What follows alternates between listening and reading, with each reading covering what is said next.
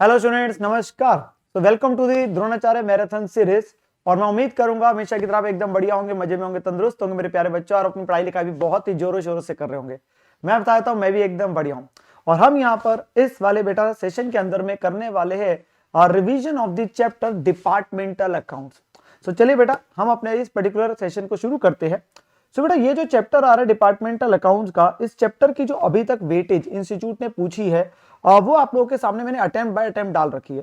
On an average you can say 8 to 10 marks तक का question जो है इस पर्टिकुलर चैप्टर से हमारा इंस्टीट्यूट पूछता है, जो हमेशा हमारे को एक हमेशा बताता है कि चैप्टर की कितनी वेटेज है, चैप्टर की कितनी इंपॉर्टेंस है। ठीक है ना।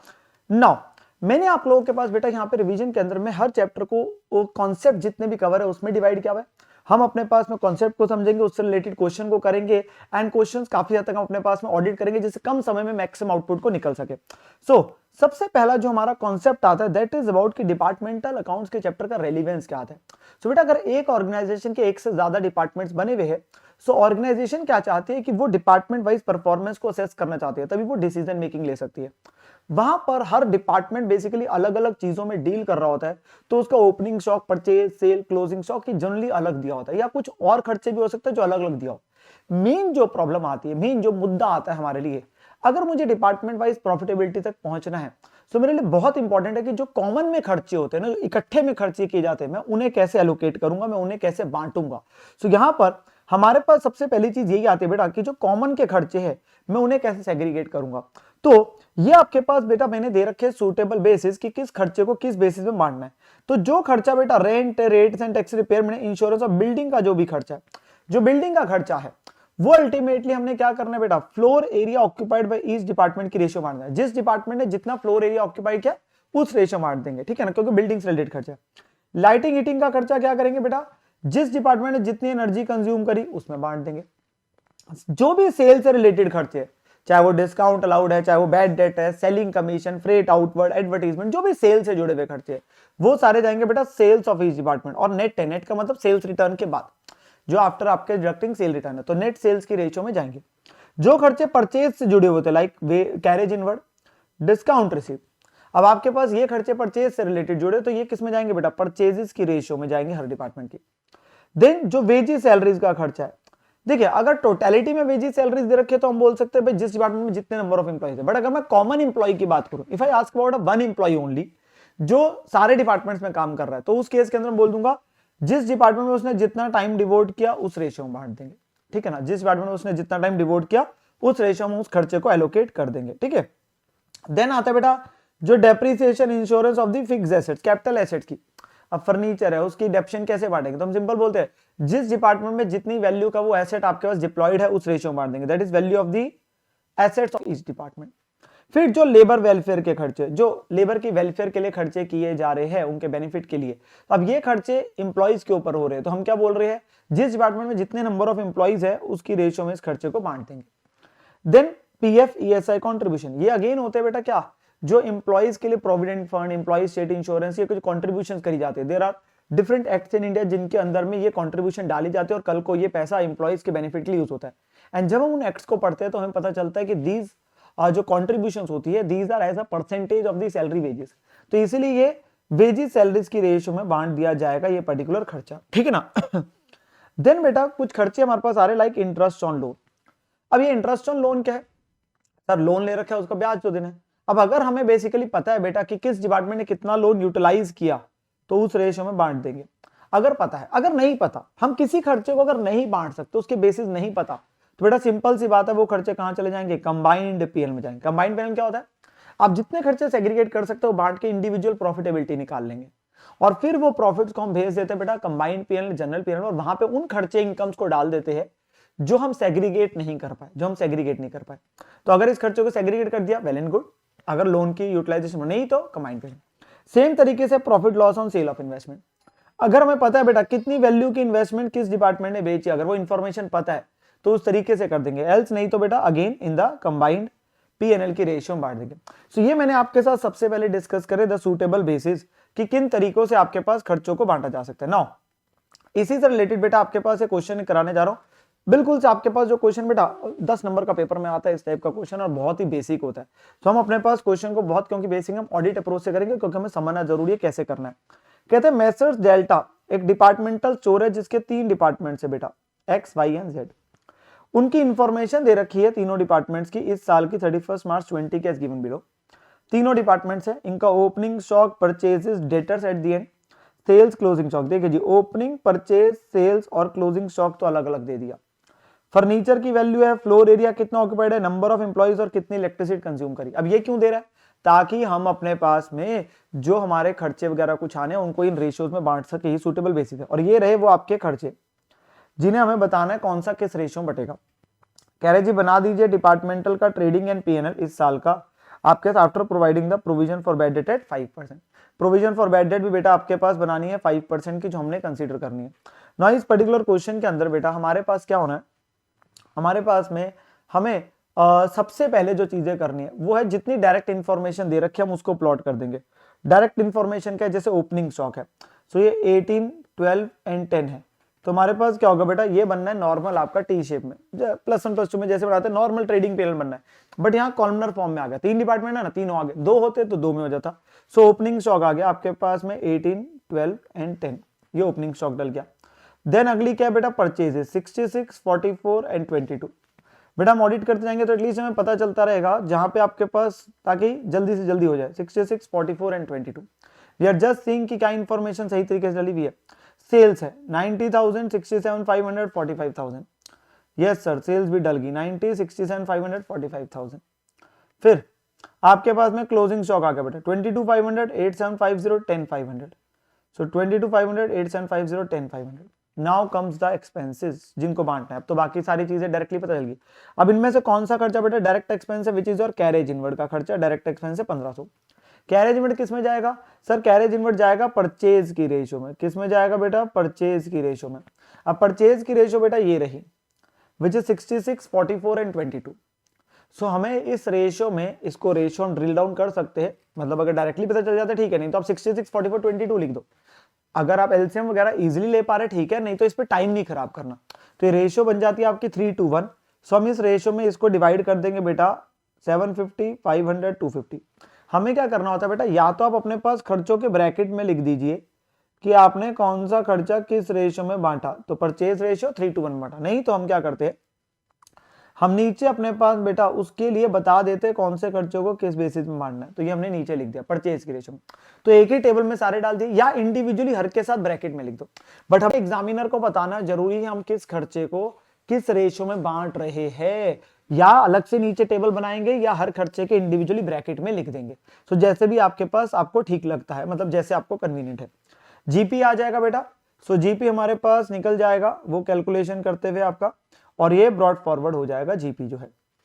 अब हमारे आते हैं बेटा बाकी खर्चे जो है। तो बाकी खर्चों में सबसे पहले है कैरेज आउटवर्ड।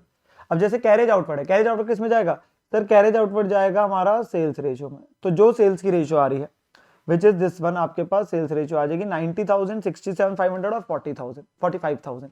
तो इसको हम अपने पास रेशियो में कन्वर्ट करेंगे बेटा 90,000, 67,500 और इसको, तो ये टर्नओवर की रेशियो निकल के आएगी 4:3:2।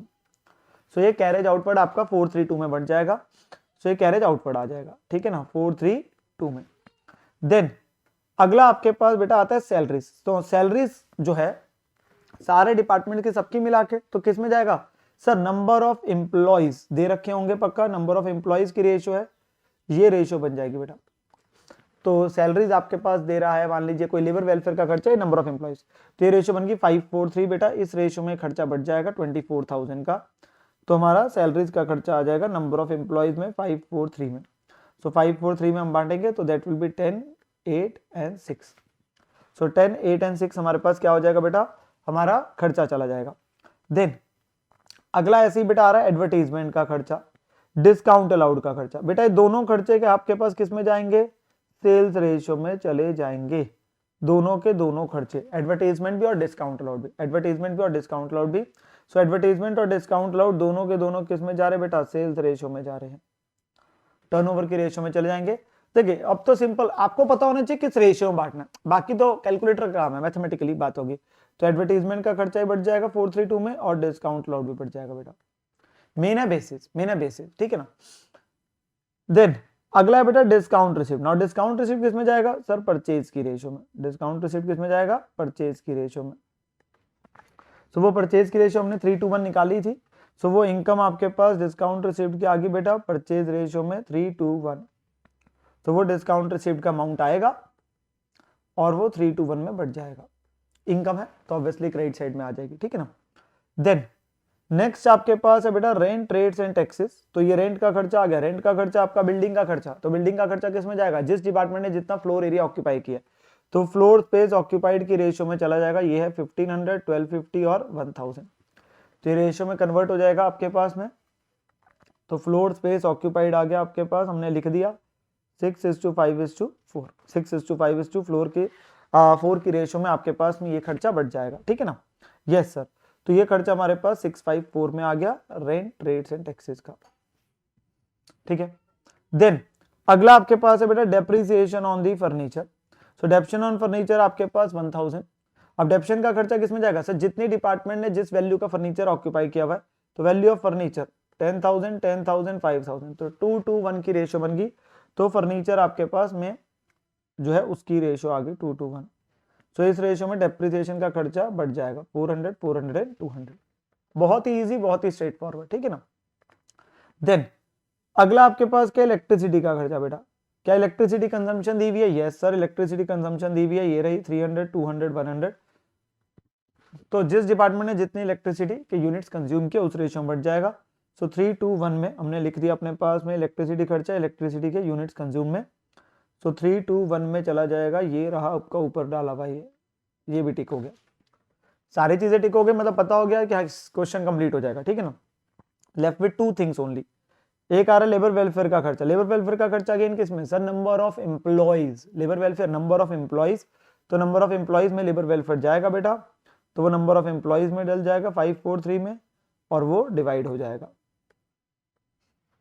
ठीक है ना, वो डिवाइड हो जाएगा, ठीक है। और एक लास्ट आपके पास बेटा क्वेश्चन के अंत में लिखा था प्रोविजन फॉर डाउटफुल डेट भी बनानी है 5%। अब प्रोविजन किस पे बनाते हो सर, प्रोविजन बनाते हैं डेटर्स के ऊपर।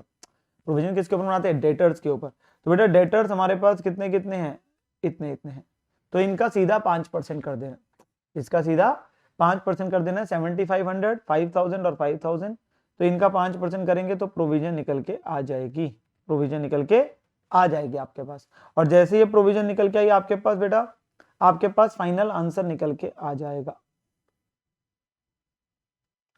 हमारा फाइनल आंसर निकल के आ जाएगा। हमने सारे के सारे खर्चों के सूटेबल बेसिस डिस्कस कर लिए। दिस इज हमारे पास जो आता है बेटा रिलेटिंग टू, जहां पे हम बांटने की बात करते हैं चीजों को, किसमें, सूटेबल बेसिस में बांटने की बात करते हैं, तो उससे related.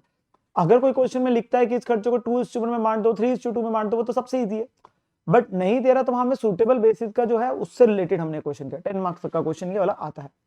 Then one more question बेटा जो इंस्टीट्यूट पूछता है इन द एग्जाम, वो ये क्वेश्चन आता है बेटा 6 to 8 मार्क्स तक का। दिस क्वेश्चन इज एक्चुअली थोड़ा सा डिफरेंट, क्योंकि पहले के सालों में काफी बार आया हुआ है क्वेश्चन, तो यूनिट्स को लेके है। इसमें बस यूनिट्स को लेके इंफॉर्मेशन दे रहा है, हमें बस उस चीज को जानना है। तो ये क्वेश्चन को एक बार देखते बेटा। जेड लिमिटेड के 3 डिपार्टमेंट और वो इंफॉर्मेशन सबमिट कर रहा है इस साल की। परचेज की यूनिट्स आपको दे रखे बेटा, परचेज का टोटल में अमाउंट दिया हुआ है, इंडिविजुअल नहीं, टोटल में। सेल्स की यूनिट दिए हुए, सेलिंग प्राइस पर यूनिट दिया हुआ है, तो सेल्स तो निकल सकते हैं, सेलिंग प्राइस इनटू सेल्स करके आ जाएगा। और क्लोजिंग स्टॉक की यूनिट दिए हुए। बेटा जब भी इस टाइप का क्वेश्चन आएगा वो लिखता है ट्रेडिंग अकाउंट बना दीजिए, अज्यूमिंग की rate of profit on sale is uniform in each case. मतलब जो जीपी रेट है ना आपका सेल्स का, जो जीपी रेट है वो यूनिफॉर्म है, मतलब जीपी रेट आपके पास में सेम है। अब वो हमें जीपी रेट जानना है। हमें क्या चाहिए, देखो 4 चीजें होती है, ओपनिंग स्टॉक, परचेज, सेल्स और क्लोजिंग स्टॉक। जिसमें से जो ओपनिंग स्टॉक है, परचेज है और जो क्लोजिंग स्टॉक है, उसने मल्टीप्लाई होना है कॉस्ट से। ओपनिंग स्टॉक, परचेज और क्लोजिंग स्टॉक का आपका कॉस्ट पे आना है, सेल सेलिंग प्राइस पे आएगी। इस टाइप के क्वेश्चन में सबसे पहली चीज होगी एक ना एक कोई ना कोई आपके यूनिट्स मिसिंग होंगे, यूनिट्स मिसिंग होंगे। तो हमें सबसे पहले क्या निकालना है, वो मिसिंग यूनिट्स कौन से, मिसिंग यूनिट्स कौन से। तो अगर आप यहां देखेंगे आपके परचेज की यूनिट गिवन है बेटा, सेल्स की यूनिट गिवन है और क्लोजिंग स्टॉक, तो कौन से मिसिंग है, आपके पास ओपनिंग स्टॉक। तो we know opening plus purchase minus closing equal to your sales, मतलब जितने पहले पड़े थे और खरीदे माइनस कितने बच गए इक्वल टू बेचे। तो अब इसी से आप अपने पास क्या निकाल लेंगे, ओपनिंग स्टॉक यूनिट्स। तो हमारे पास बेटा ओपनिंग स्टॉक के यूनिट्स कैसे निकल जाएंगे, सेल्स के यूनिट में हमने क्लोजिंग स्टॉक ऐड कर दिया और परचेज माइनस कर दिया तो ओपनिंग निकल के आ गया। तो ये ओपनिंग स्टॉक है। ये हमारे पास सबसे पहला ही वर्किंग नोट बना दो कि मिसिंग यूनिट कौन से। अब हमारा मेन मकसद जो रहता है ना वो बेटा रहता है जीपी रेट निकालना ना। जीपी रेट के लिए प्रॉब्लम क्या है, हमें क्योंकि कॉस्ट तक पहुंचना है, सेलिंग प्राइस दिया हुआ है, हमें कॉस्ट तक पहुंचना है। अब मैं एक्चुअल सेल को कंपेयर नहीं कर सकता इस वैल्यू के साथ में, एक्चुअल सेल को। द रीजन इज क्योंकि एक्चुअल सेल एक्चुअल यूनिट्स की है और ये परचेज की यूनिट्स की है, तो कंपेरेबल नहीं, क्योंकि ओपनिंग और क्लोजिंग स्टॉक की भी तो वैल्यू चाहिए होगी ना, वो तो पता ही नहीं। तो हम क्या करते हैं, हम कहते हैं कि जो ये यूनिट्स आपने खरीदे हैं, इन यूनिट्स को कितने में खरीदा ये पता है। और बेसिकली आप बेटा यहाँ पे एक काम नहीं कर सकते, मैं फिर से बोल रहा हूँ। बच्चा कहता है सर ऐसा करो 6 लाख को डिवाइड कर दो इन सारे यूनिट्स के साथ में, तो बेटा कॉस्ट हर डिपार्टमेंट की यूनिट की सेम थोड़ी ना है, जीपी रेट सेम है, कॉस्ट पर यूनिट सेम थोड़ी ना है। कॉस्ट पर यूनिट सेम नहीं है कि सेलिंग प्राइस जब सबका अलग अलग है तो कॉस्ट प्राइस सबका अलग अलग होगा बेटा। तो आप ये नहीं कर सकते कि टोटल परचेज के अमाउंट को टोटल यूनिट से कर दो, उसका मतलब तो हो गया कॉस्ट हर की सेम है, जीपी रेट सेम है। तो हम क्या करते हैं, इन्हीं यूनिट्स की जो खरीदे इन्हीं की सेल वैल्यू निकालते हैं और इन्हीं की परचेज अमाउंट पता है, तो सेम बेस का निकाल रहे, सेम बेस का निकालेंगे तो जीपी रेट निकलेगा। तो ये जो यूनिट थे 6000, 12000 और 14400, इन्हीं की सेल प्राइस से मल्टीप्लाई किया और सेल वैल्यू आई, और इनको टोटल में कितने में खरीदा वो किया। तो हम परचेज के जो यूनिट्स है उसको बेटा मल्टीप्लाई करेंगे किससे, सेलिंग प्राइस से, ताकि हमें पता चलेगा सेल वैल्यू ऑफ परचेजेस। और उसमें से हमने क्या किया बेटा, को अपने पास परचेज की कॉस्ट को अपने पास में क्या किया, जो परचेज का अमाउंट है माइनस, तो हमारा आया जीपी, और जीपी की परसेंटेज निकल के आ गई 9 लाख डिवाइड बाय 15 लाख के ऊपर 60%। तो सेम यूनिट्स की सेल वैल्यू, सेम यूनिट्स की परचेज अमाउंट आपको पता है, उसी के आपके सेम बेसिस का लेके जीपी और जीपी रेट निकाला। और फिर वी नो सेलिंग प्राइस, और सेलिंग प्राइस में से क्या किया, जीपी रेट माइनस किया, जीपी रेट माइनस किया आपका 60%। आप इसका करेंगे, सेल का 60% करा तो क्या आ गया सर, कॉस्ट निकल के आ गई आपका 40%। एक तरीके से 60% प्रॉफिट है तो 40% आपकी कॉस्ट होगी। अब आपके पास कुछ दिक्कत की बात नहीं है, अब आपके जैसे कॉस्ट पर यूनिट आई बेटा कोई दिक्कत की बात नहीं। पता है क्यों, क्योंकि बेटा हमें पता है जो ओपनिंग स्टॉक है, जो परचेजेस है और जो क्लोजिंग स्टॉक के यूनिट्स है, इनके यूनिट्स को किससे मल्टीप्लाई करना है, कॉस्ट प्राइस पर यूनिट से। सो आपको तीनों के यूनिट्स पता है, कॉस्ट आपने निकाल ली, और सेल्स के यूनिट्स को मल्टीप्लाई किससे करना है, सेलिंग प्राइस से। सो हमारे पास में वैल्यूज आ जाएगी बस। अब इसको वाले को मुझे एक एक वैल्यू को टैली कराने की इसलिए जरूरत नहीं, बिकॉज सिंपल से मैंने लॉजिक बता दिया। We know all the units, we know cost price, we know sales unit, we know selling price. तो बेटा वो रिस्पेक्टिव बस मल्टीप्लाई करनी है चीजें, वो जैसे ही आप मल्टीप्लाई करेंगे आपकी वैल्यूज आ जाएगी, उसमें कोई दिक्कत की बात नहीं बची, और आपकी बैलेंसिंग फिगर क्या आ जाएगी, GP. This will be your GP. अब इस क्वेश्चन में आपने एक काम और करना है चेक, जब आपका क्वेश्चन ये कंप्लीट हो जाता है, आपने अपनी अर्थमेटिकल एक्यूरेसी, क्योंकि कैलकुलेटर कई बार धोखा दे सकता है ना, हाँ सर हम थोड़ी ना गलती करते, कैलकुलेटर गलती करता है, हाँ। तो अल्टीमेटली क्या आपने क्या करना है बेटा, यहां पे इस चीज को निकालने का एक चीज चेक करनी है ऑलवेज, वन थिंग, कि जो आपका टोटल ऑफ परचेज है ना, वो आपका मैच करना चाहिए जो आपके क्वेश्चन में परचेजेस थी, विच इज, अगर हम सिंपल बात करें, जो आपके क्वेश्चन में परचेज थी विच इज 6 लाख, तो इन सबका टोटल 6 लाख होना चाहिए। पहली चीज, इन सबका टोटल 6 लाख होना चाहिए, जो आप चेक कर सकते हैं 216, 96 और 288, ठीक है ना, वो 6 लाख आ गया, मतलब एक ये चीज। और दूसरा, हर डिपार्टमेंट के केस में आपका जीपी रेट जो है बेटा वो 60% होना चाहिए, मतलब जो जीपी रेट हमारा निकला था, तो सेल्स का 60% शुड बी और जीपी, सेल्स का 60% शुड बी और जीपी, मतलब ये आपके क्रॉस वेरिफिकेशन है लास्ट में जाके कि जो आपने चीजें निकाली मतलब वो मैच कर रही है कि नहीं कर। सो इस टाइप के क्वेश्चन में आपको बस निकालने का मेन चीज है GP rate, which is same basis के यूनिट्स का सेलिंग प्राइस और सेम बेसिस के यूनिट्स का परचेज अमाउंट पता है, तो जीपी रेट आया, कॉस्ट निकली, और फिर तो मल्टीप्लीकेशन है, ठीक है ना, फिर तो मल्टीप्लीकेशन है, और ये टाइप का क्वेश्चन आपका हो जाएगा, ठीक है। देन बेटा हमारे पास आता है बेटा अगला concept, concept number 2, which is your stock reserve. अब इससे रिलेटेड हम डिस्कशन करने जा रहे हैं, this is concept number 2, stock reserve को लेकर हम बात करने वाले हैं। Now what is exactly stock reserve. बेटा स्टॉक रिजर्व का मतलब क्या होता है कि हमारे दो डिपार्टमेंट्स है, डिपार्टमेंट ए और डिपार्टमेंट बी। डिपार्टमेंट ए क्या करता है बेटा, डिपार्टमेंट बी को गुड्स ट्रांसफर करता है, अब उसको अपनी खुद की इंडिविजुअल प्रॉफिटेबिलिटी को देखना है, तो वो क्या करता है, जो चीज मान लीजिए उसको कॉस्ट पड़ रही है 100 की, वो इसको ट्रांसफर कर रहा है एट अ प्राइस ऑफ 125। तो बी को अब वो खरीद कितने की पड़ी, 125 की। बी को वो चीज कितने की पड़ी बेटा, 125 की। सॉरी। तो हमारे पास क्या होता है, मान लीजिए इसने इसको 500 यूनिट भेजे, 500 यूनिट भेजे। अब इस 500 यूनिट्स इसने तो अपनी सेल रिकॉर्ड कर ली, ए ने अपना प्रॉफिट दिखा दिया, बी ने अपनी परचेज रिकॉर्ड कर दी, उसका बाय ट्रांसफर टू ट्रांसफर करके आ गया, उसने 125 पे दिखा दिया। अब बी के पास क्लोजिंग स्टॉक में इसमें से कुछ यूनिट बचे रह गए, मान लो 100 यूनिट्स रिमेनिंग रह गए। अब बी इसे अपनी कॉस्ट पे दिखाएगा, बी की कॉस्ट कितनी है, बी की कॉस्ट है 100 यूनिट्स इंटू 125।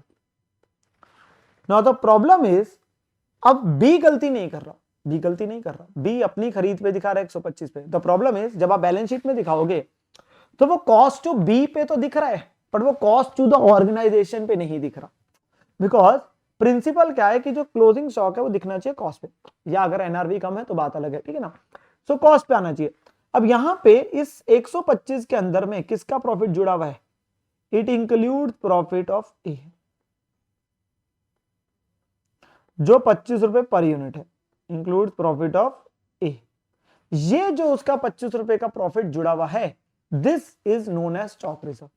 स्टॉक रिजर्व होने के लिए दो कंडीशन बड़ी प्राइमरी है। पहले डिपार्टमेंट ने दूसरे डिपार्टमेंट को क्या किया, पहले डिपार्टमेंट ने दूसरे डिपार्टमेंट को गुड्स जो भेजे वो आपके पास में सेलिंग प्राइस पे दिए, कॉस्ट पे नहीं दिए। सेलिंग, अगर कॉस्ट पे देता फिर कोई दिक्कत नहीं थी, 100 के जी 100 में देता फिर कोई दिक्कत नहीं। और दूसरी कंडीशन है कि दूसरे डिपार्टमेंट के पास में, जो डिपार्टमेंट बी है उसके पास कुछ गुड्स बचे रह गए हैं डिपार्टमेंट ए के, एक ने दूसरे को दिया किस पे बेटा, सेलिंग प्राइस पे, और दूसरे के पास कुछ गुड्स बचे रह गए पहले के भेजे हुए। अगर ये दोनों कंडीशन पूरी होगी तो ही आपका स्टॉक रिजर्व आएगा। और स्टॉक रिजर्व कम क्या करते हैं, उतने से जो ऑर्गेनाइजेशन का प्रॉफिट है उसे कम कर देंगे। तो we will put in the combined PNL, entry डालते हैं पीएनएल टू स्टॉक रिजर्व, जो मैं अभी दिखाता हूं। तो हम अपने प्रॉफिट को कम करते हैं और फिर बैलेंस शीट में स्टॉक अब सही कॉस्ट पे आ जाता है, माइनस हो जाता है स्टॉक रिजर्व, ठीक है ना। तो ये हमारा कॉन्सेप्ट है। अब हमें क्या निकालनी है, इसकी वैल्यू। इसकी वैल्यू के लिए हमें अपने पास क्या चाहिए, जो बी डिपार्टमेंट है, मुझे बताओ क्या वो सारा ए से ही लेता होगा ऑलवेज, नहीं सर, जरूरी थोड़ी ना, तो बी बाहर से भी तो लेता होगा।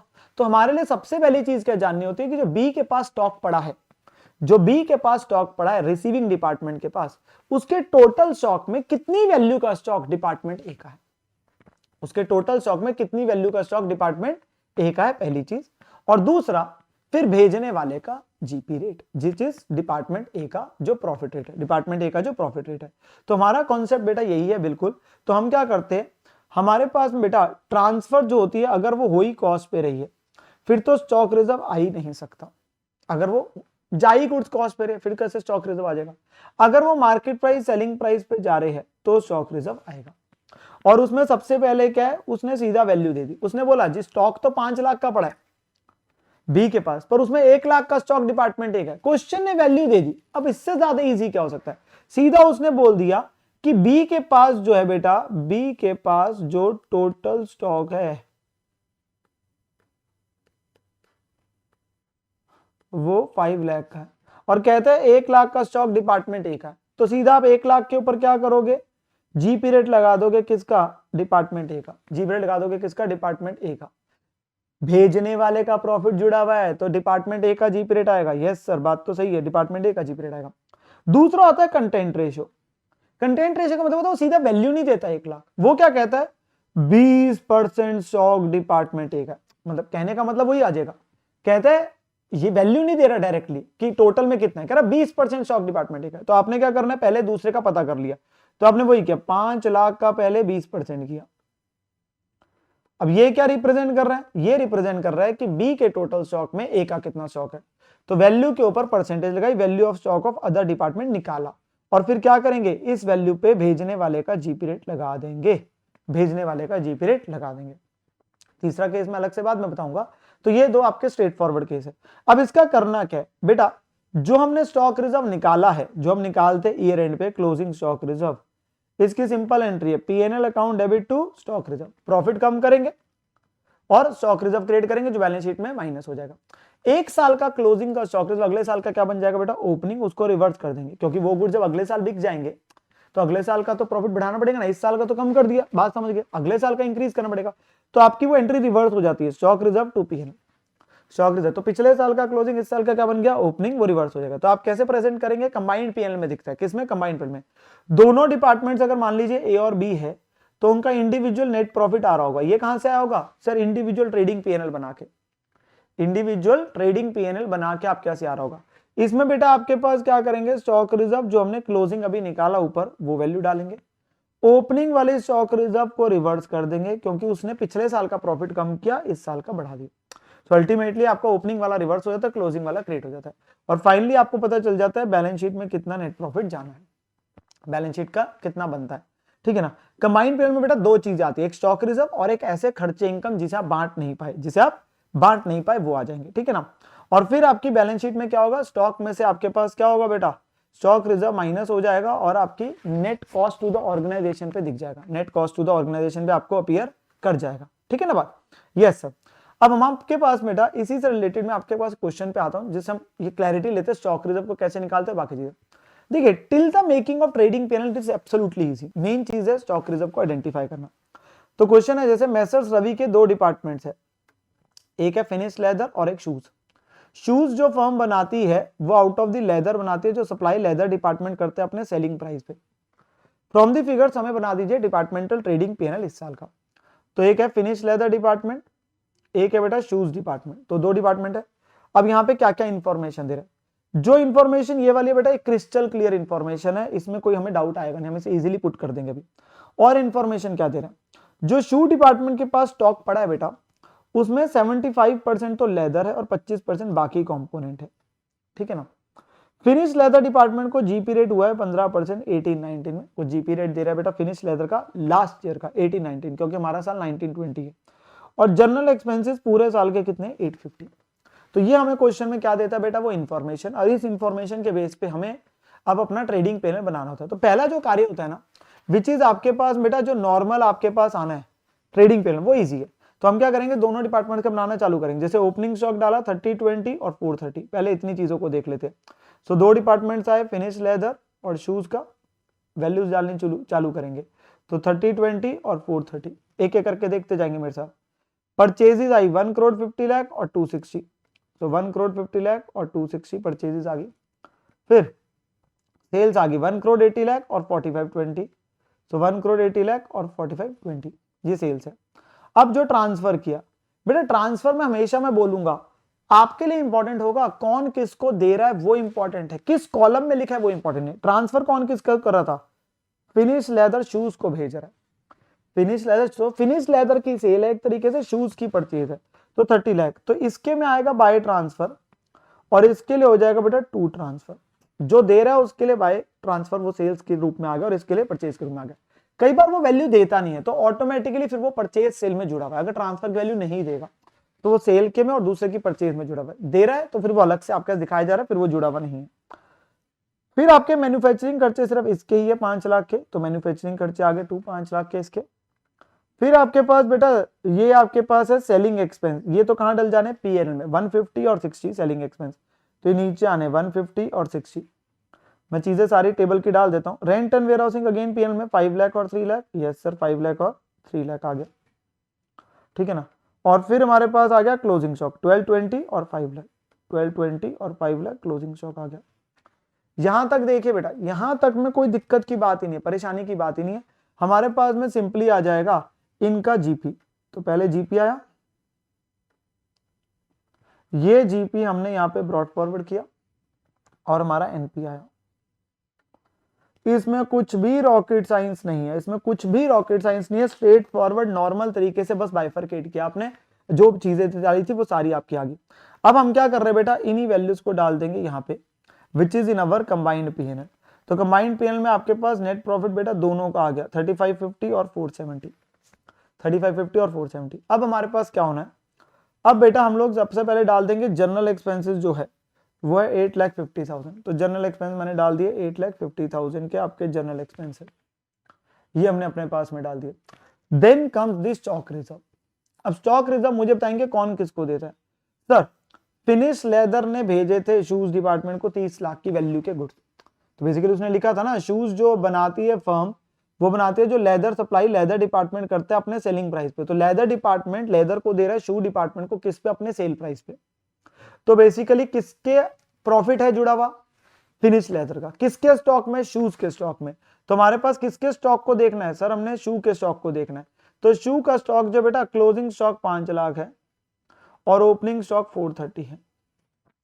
तो इस स्टॉक के अंदर में फिनिश लेदर का प्रॉफिट जुड़ा हुआ है। सबसे पहले क्या करेंगे बेटा, सबसे पहले हमें यह चीज देखनी है कि प्रॉफिट का रेट कितना है।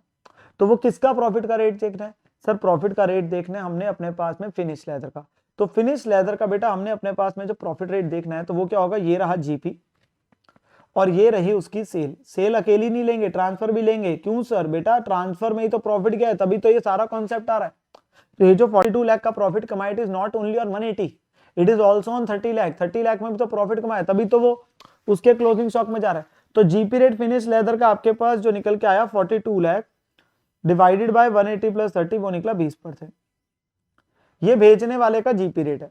तो भेजने वाले का जीपी रेट चाहिए। अब दूसरे का जो है शू डिपार्टमेंट का, हमें टोटल स्टॉक में क्या चाहिए सर, हमें टोटल स्टॉक में सबसे पहले ये जानना है कितनी वैल्यू का स्टॉक फिनिश लेदर का है। तो क्या उसने वैल्यू बताई, नहीं, उसने कंटेंट रेशियो दिया हमें। उसने बोला इसके टोटल स्टॉक में 75% लेदर है, 75%, 25% बाकी चीज है। तो यानी कि जो इसका टोटल स्टॉक है, यानी कि जो इसका टोटल स्टॉक है वे भी 5 लाख क्लोजिंग या मे बी 430, इसका 75% लेदर है, इसका 75% लेदर है। तो हमने क्या किया, जो आपके पास क्लोजिंग स्टॉक है 5 लाख उसका 75% लेदर है, वो वैल्यू चाहे नहीं भी निकालो वो 370 बनी, और उसके अंदर 20% उसका भेजने वाले का प्रॉफिट है। तो ये हो गया क्लोजिंग स्टॉक रिजर्व। बेटा प्लीज कंटेंट रेशियो हमेशा अप्लाई होगी, या वो वैल्यू दे देता, जैसे मैंने 2 केस कराया, वो सीधा बोलता 5 लाख के अंदर भाई 2 लाख का लेदर पड़ा है, तो मैं सीधा 2 लाख पे भेजने वाले का जीपी रेट लगाया था।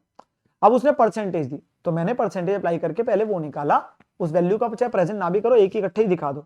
आप सीधा भी लिख सकते हो, सीधा भाई 5 लाख इंटू आपके पास में 75% इंटू आपके पास में सीधा 20%, ठीक है ना। ये हमारा क्लोजिंग स्टॉक रिजर्व आ जाएगा। ओपनिंग कैसे आएगा, ये वाली वैल्यू तो 75 बनी है, यहाँ पे डल जाएगी closing stock reserve. Stock reserve को हम अनरियलाइज प्रॉफिट भी बोल देते हैं, जो प्रॉफिट एंटिटी को रियलाइज नहीं हुआ। और ओपनिंग कैसे होगा सर, वो ओपनिंग वाला है। तो ओपनिंग वाला कितना था 430, 75% लेदर है, और पिछले साल का जीपी रेट कितना था 15 था। उसने दिया था कि लास्ट ईयर का जीपी रेट 15 था जो आपके पास फिनिश लेदर का था। अब बेटा लास्ट ईयर का अगर जीपी रेट दे रहा है, प्लीज पॉइंट समझेंगे ध्यान से, अगर लास्ट ईयर का जीपी रेट दे रहा है तो लास्ट ईयर का ही लगाऊंगा ना, क्योंकि वो लास्ट ईयर बना था, जो इस साल रिवर्स हो जाएगा।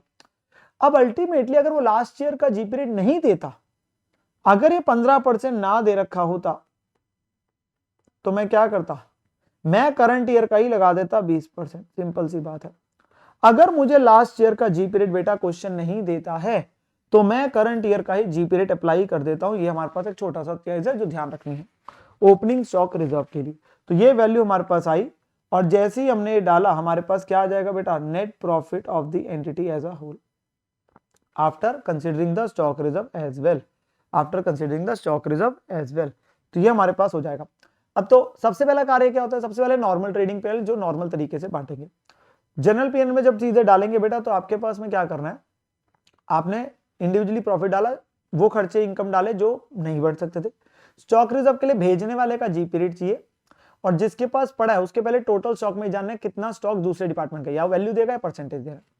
तो वो अप्लाई किया और उस पर जीपी रेट अप्लाई किया। क्लोजिंग के लिए इस साल का, ओपनिंग के लिए पिछले साल का, नहीं दे रहा ओपनिंग तो और पिछले साल का तो इस साल वाले लग जाता। तो ये आपके पास आ जाएगा, ये हमारे पास निकल के आ गया, क्वेश्चन कंप्लीट हो जाएगा, ठीक है ना।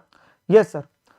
देन बेटा हमारे पास में एक और इससे रिलेटेड क्वेश्चन करते हैं। ये एक और टाइप का क्वेश्चन इसमें आता है, बड़ा ही पॉपुलर टाइप का है, जो अगेन पेपर में आता है बेटा 10 नंबर तक का। ये क्वेश्चन है जहां पर में ना वो 2 प्रकार के गुड्स की बात करने जा रहा है और दोनों डिपार्टमेंट एक दूसरे को भेज रहे हैं। मैंने क्या बोला, एक तो 2 प्रकार के गुड्स है और दोनों डिपार्टमेंट एक दूसरे को भेज रहे हैं। तो इसलिए ये क्वेश्चन आपके पास थोड़ा सा इंटरेस्टिंग हो जाता है करने के लिए। सिवा लिमिटेड के 2 डिपार्टमेंट है बेटा x and y. From the following particulars prepare करना है डिपार्टमेंटल ट्रेडिंग काउंट और जनरल पीएनएल आपके पास बनाने के लिए। Opening stock, purchase, sale, wages, carriage inward, closing stock में बेटा आपके पास में परचेज गुड्स है, एक फिनिश गुड्स है। कह रहे परचेज गुड्स कितने ट्रांसफर करे, वाई ने एक्स को, एक्स ने वाई को। फिनिश गुड्स कितने ट्रांसफर करे, वाई ने एक्स को, एक्स ने वाई को। और कितने रिटर्न भी हो गए फिनिश गुड्स, सेल्स रिटर्न जिसे हम कहते हैं। कहता है परचेज गुड्स ट्रांसफर होते हैं respective departmental purchase goods cost पे। कहते हैं जो परचेज गुड्स भेजते हैं ना वो परचेज कॉस्ट पे ही जाते हैं। परचेज गुड्स किस पे जाते हैं, परचेज कॉस्ट पे जाते हैं, ठीक है ना। एंड जो फिनिश गुड्स जाते हैं ना वो मार्केट प्राइस पे जाते हैं। तो बेटा यानी कि परचेज गुड्स में स्टॉक रिजर्व नहीं आएगा, क्योंकि वो 100 की अगर चीज है 100 पे ही जा रही है, अब बात समझिए, वो तो कॉस्ट पे ही जा रही है। फिनिश गुड्स जो है वो मार्केट प्राइस पे जाते हैं। और जो 25% क्लोजिंग फिनिश स्टॉक है हर डिपार्टमेंट के पास, उसमें रिप्रेजेंट कर रहे finish goods receive from the other department. जो आपके पास में 25% मतलब ये कंटेंट रेशियो दे रहा है, इसका रेलेवेंस स्टॉक रिजर्व के लिए लास्ट में आएगा। पहला कार्य क्या है सर, पहला कार्य नॉर्मल तरीके से क्या बनाना, ट्रेडिंग प्लान। स्टॉक रिजर्व तो लास्ट में आना है तो हमें बाद में देखना पड़ेगा, पर पहला कार्य हमारा ये जानना कि आपके पास स्टॉक रिजर्व कितना है और मतलब कंबाइंड जनरल ट्रेडिंग प्लान बनाना है। तो बेटा यहाँ पर में हम सबसे पहले इंफॉर्मेशन को टिक करते चलेंगे। सो ओपनिंग स्टॉक हमारे पास कितना बेटा 80,000 एंड 48,000, ये 80 एंड 48 आ गया, यस सर 80 एंड 48 आ गया।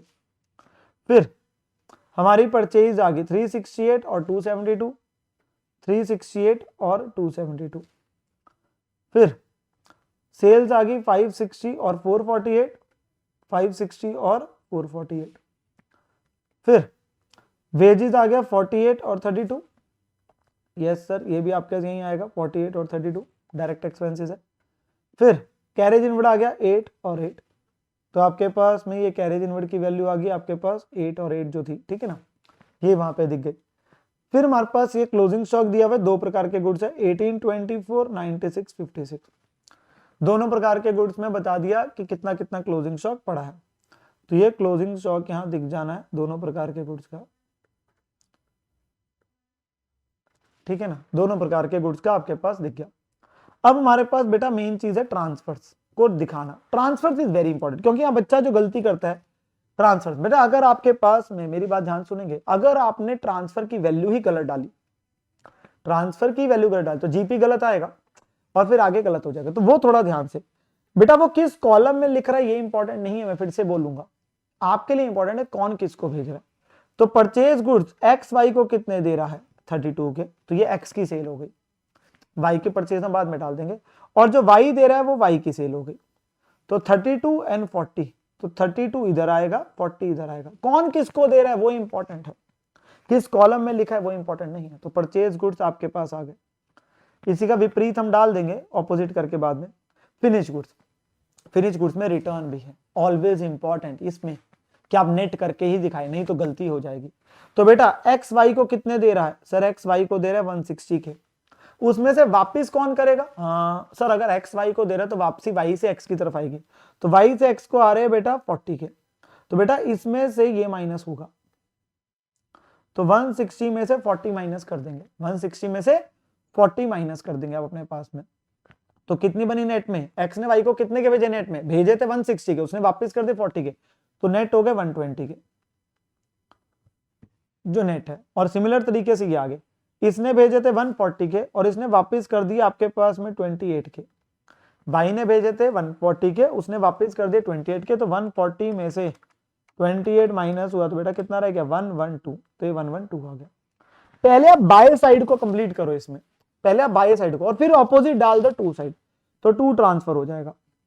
तो वो 32 और 120 इसकी परचेज हो गई और 40 और 112 इसकी परचेज हो गई, ठीक है ना। और हमारा जीपी निकल के आ जाएगा एज अ बैलेंसिंग फिगर 170 और 168, 170 और 168 बेटा आपके पास में ये चीज आ गई 170 और 168, ठीक है ना। अब ये वैल्यूज हमारे पास बन जाती है बेटा किस चीज को लेके, जो जीपी आपके पास आ रहा है, जो क्या आ रहा है बेटा आपके पास में जीपी हमारे पास में निकल के आया, that is very important, that is very important. तो जीपी हमारे पास निकल के आया, ठीक है ना। यहां पे बेटा ध्यान से मेरी बात को समझेंगे, ध्यान से मेरी बात को समझेंगे कि ये जो जीपी हमने अपने पास में निकाला ना, इसको अगर मैं कंबाइन में अगर बनाने की बात करूं, कंबाइन में अगर बाय चांस कभी आपसे बोल दे कि कंबाइन में ट्रेडिंग बनाओ, तो कंबाइन में ट्रेडिंग में बस ध्यान क्या रखना है, आपकी ट्रांसफर्स एलिमिनेट हो जाती है, क्योंकि इंडिविजुअली तो एक की सेल है, एक की परचेज है, पर जब मैं इकट्ठे करूंगा तो आपस वाली एलिमिनेट हो जाती है। अगर कंबाइंड बनाते हो तो ये इंडिविजुअली बन रहा है, तो ऑब्वियसली हम तो इंडिविजुअली पूरा दिखाते हैं। अब हम चलते बेटा, हमारे पास जो बनना है बेटा यहां पर कंबाइंड पीएनएल, जो हमारा आना बेटा combined PNL, that is your combined PNL निकल के आ जाएगा, जिसमें पहले दोनों का जीपी ट्रांसफर हो गया, दोनों का जीपी ट्रांसफर हो गया 170 और 168, इतना इतना ही आया था, यस सर 170 और 168 आया था। अब चलते बेटा स्टॉक रिजर्व की तरफ। स्टॉक रिजर्व के लिए क्या चाहिए सर, स्टॉक रिजर्व के लिए चाहिए दोनों डिपार्टमेंट का जीपी रेट, क्योंकि दोनों एक दूसरे को दे रहे हैं यार, दोनों एक दूसरे को दे रहे हैं। तो बेटा जब हम अपने पास जीपी रेट निकालने की बात करेंगे तो कितना कितना जीपी है, सर हमारा जीपी है 170 पहले डिपार्टमेंट का, और इसने सेल कौन कौन सी करी, एक 560 की, एक आपकी 32 की भी और 120 की भी। तो जीपी रेट निकालने के लिए बेटा 170 एज अ परसेंटेज ऑफ सारा लेंगे, नहीं सर, यहां ध्यान रखना है जीपी रेट जब आप निकालेंगे ना दोनों डिपार्टमेंट का, तो परचेज गुड्स नहीं आएंगे। सर क्यों बेटा, परचेज गुड्स गए ही कॉस्ट पे, उस पर कोई मुनाफा नहीं कमाया, तो हम जब जीपी रेट निकाल रहे हैं हम GP as a percentage of sales ले रहे हैं, जिसको सेलिंग प्राइस मतलब 32 तो गया ही कॉस्ट पे, उस पर कोई प्रॉफिट ही नहीं कमाया ना, तो देयर इज नो प्रॉफिट, तो उसको जीपी रेट के लिए नहीं लेंगे। जीपी रेट के लिए सिर्फ किसको लेंगे जो बाहर लोगों को बेचा और जो दूसरे डिपार्टमेंट को चीज सेलिंग प्राइस पे जा रही है, क्योंकि क्वेश्चन है साहब लिखा था परचेज गुड्स आपके किस पे जाते हैं बेटा, परचेज कॉस्ट पे जाते हैं। तो जब हम डिपार्टमेंट एक्स का जीपी रेट निकालेंगे तो बेटा 170 as a percentage of 560 plus 120 लेंगे, परचेज गुड्स नहीं लेंगे बेटा, परचेज गुड्स नहीं लेंगे। मैं फिर से बोल रहा हूं आपके पास यहां ध्यान रखने वाली बात, क्योंकि एक गुड्स चाही कॉस्ट पे है तो वो नहीं आएंगे, क्योंकि उस पर कोई प्रॉफिट ही नहीं कमाया। तो ये हमारा जीपी रेट आ जाएगा एक्स का तो ये एक्स का जीपी रेट आ जाएगा बेटा 170 डिवाइडेड बाय 680, 25%।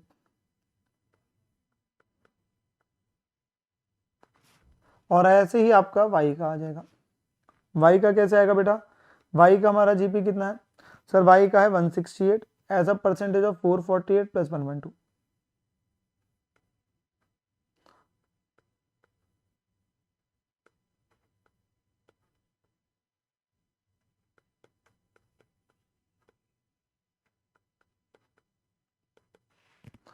तो 168 डिवाइडेड बाय 448 प्लस 112 हो गया 560।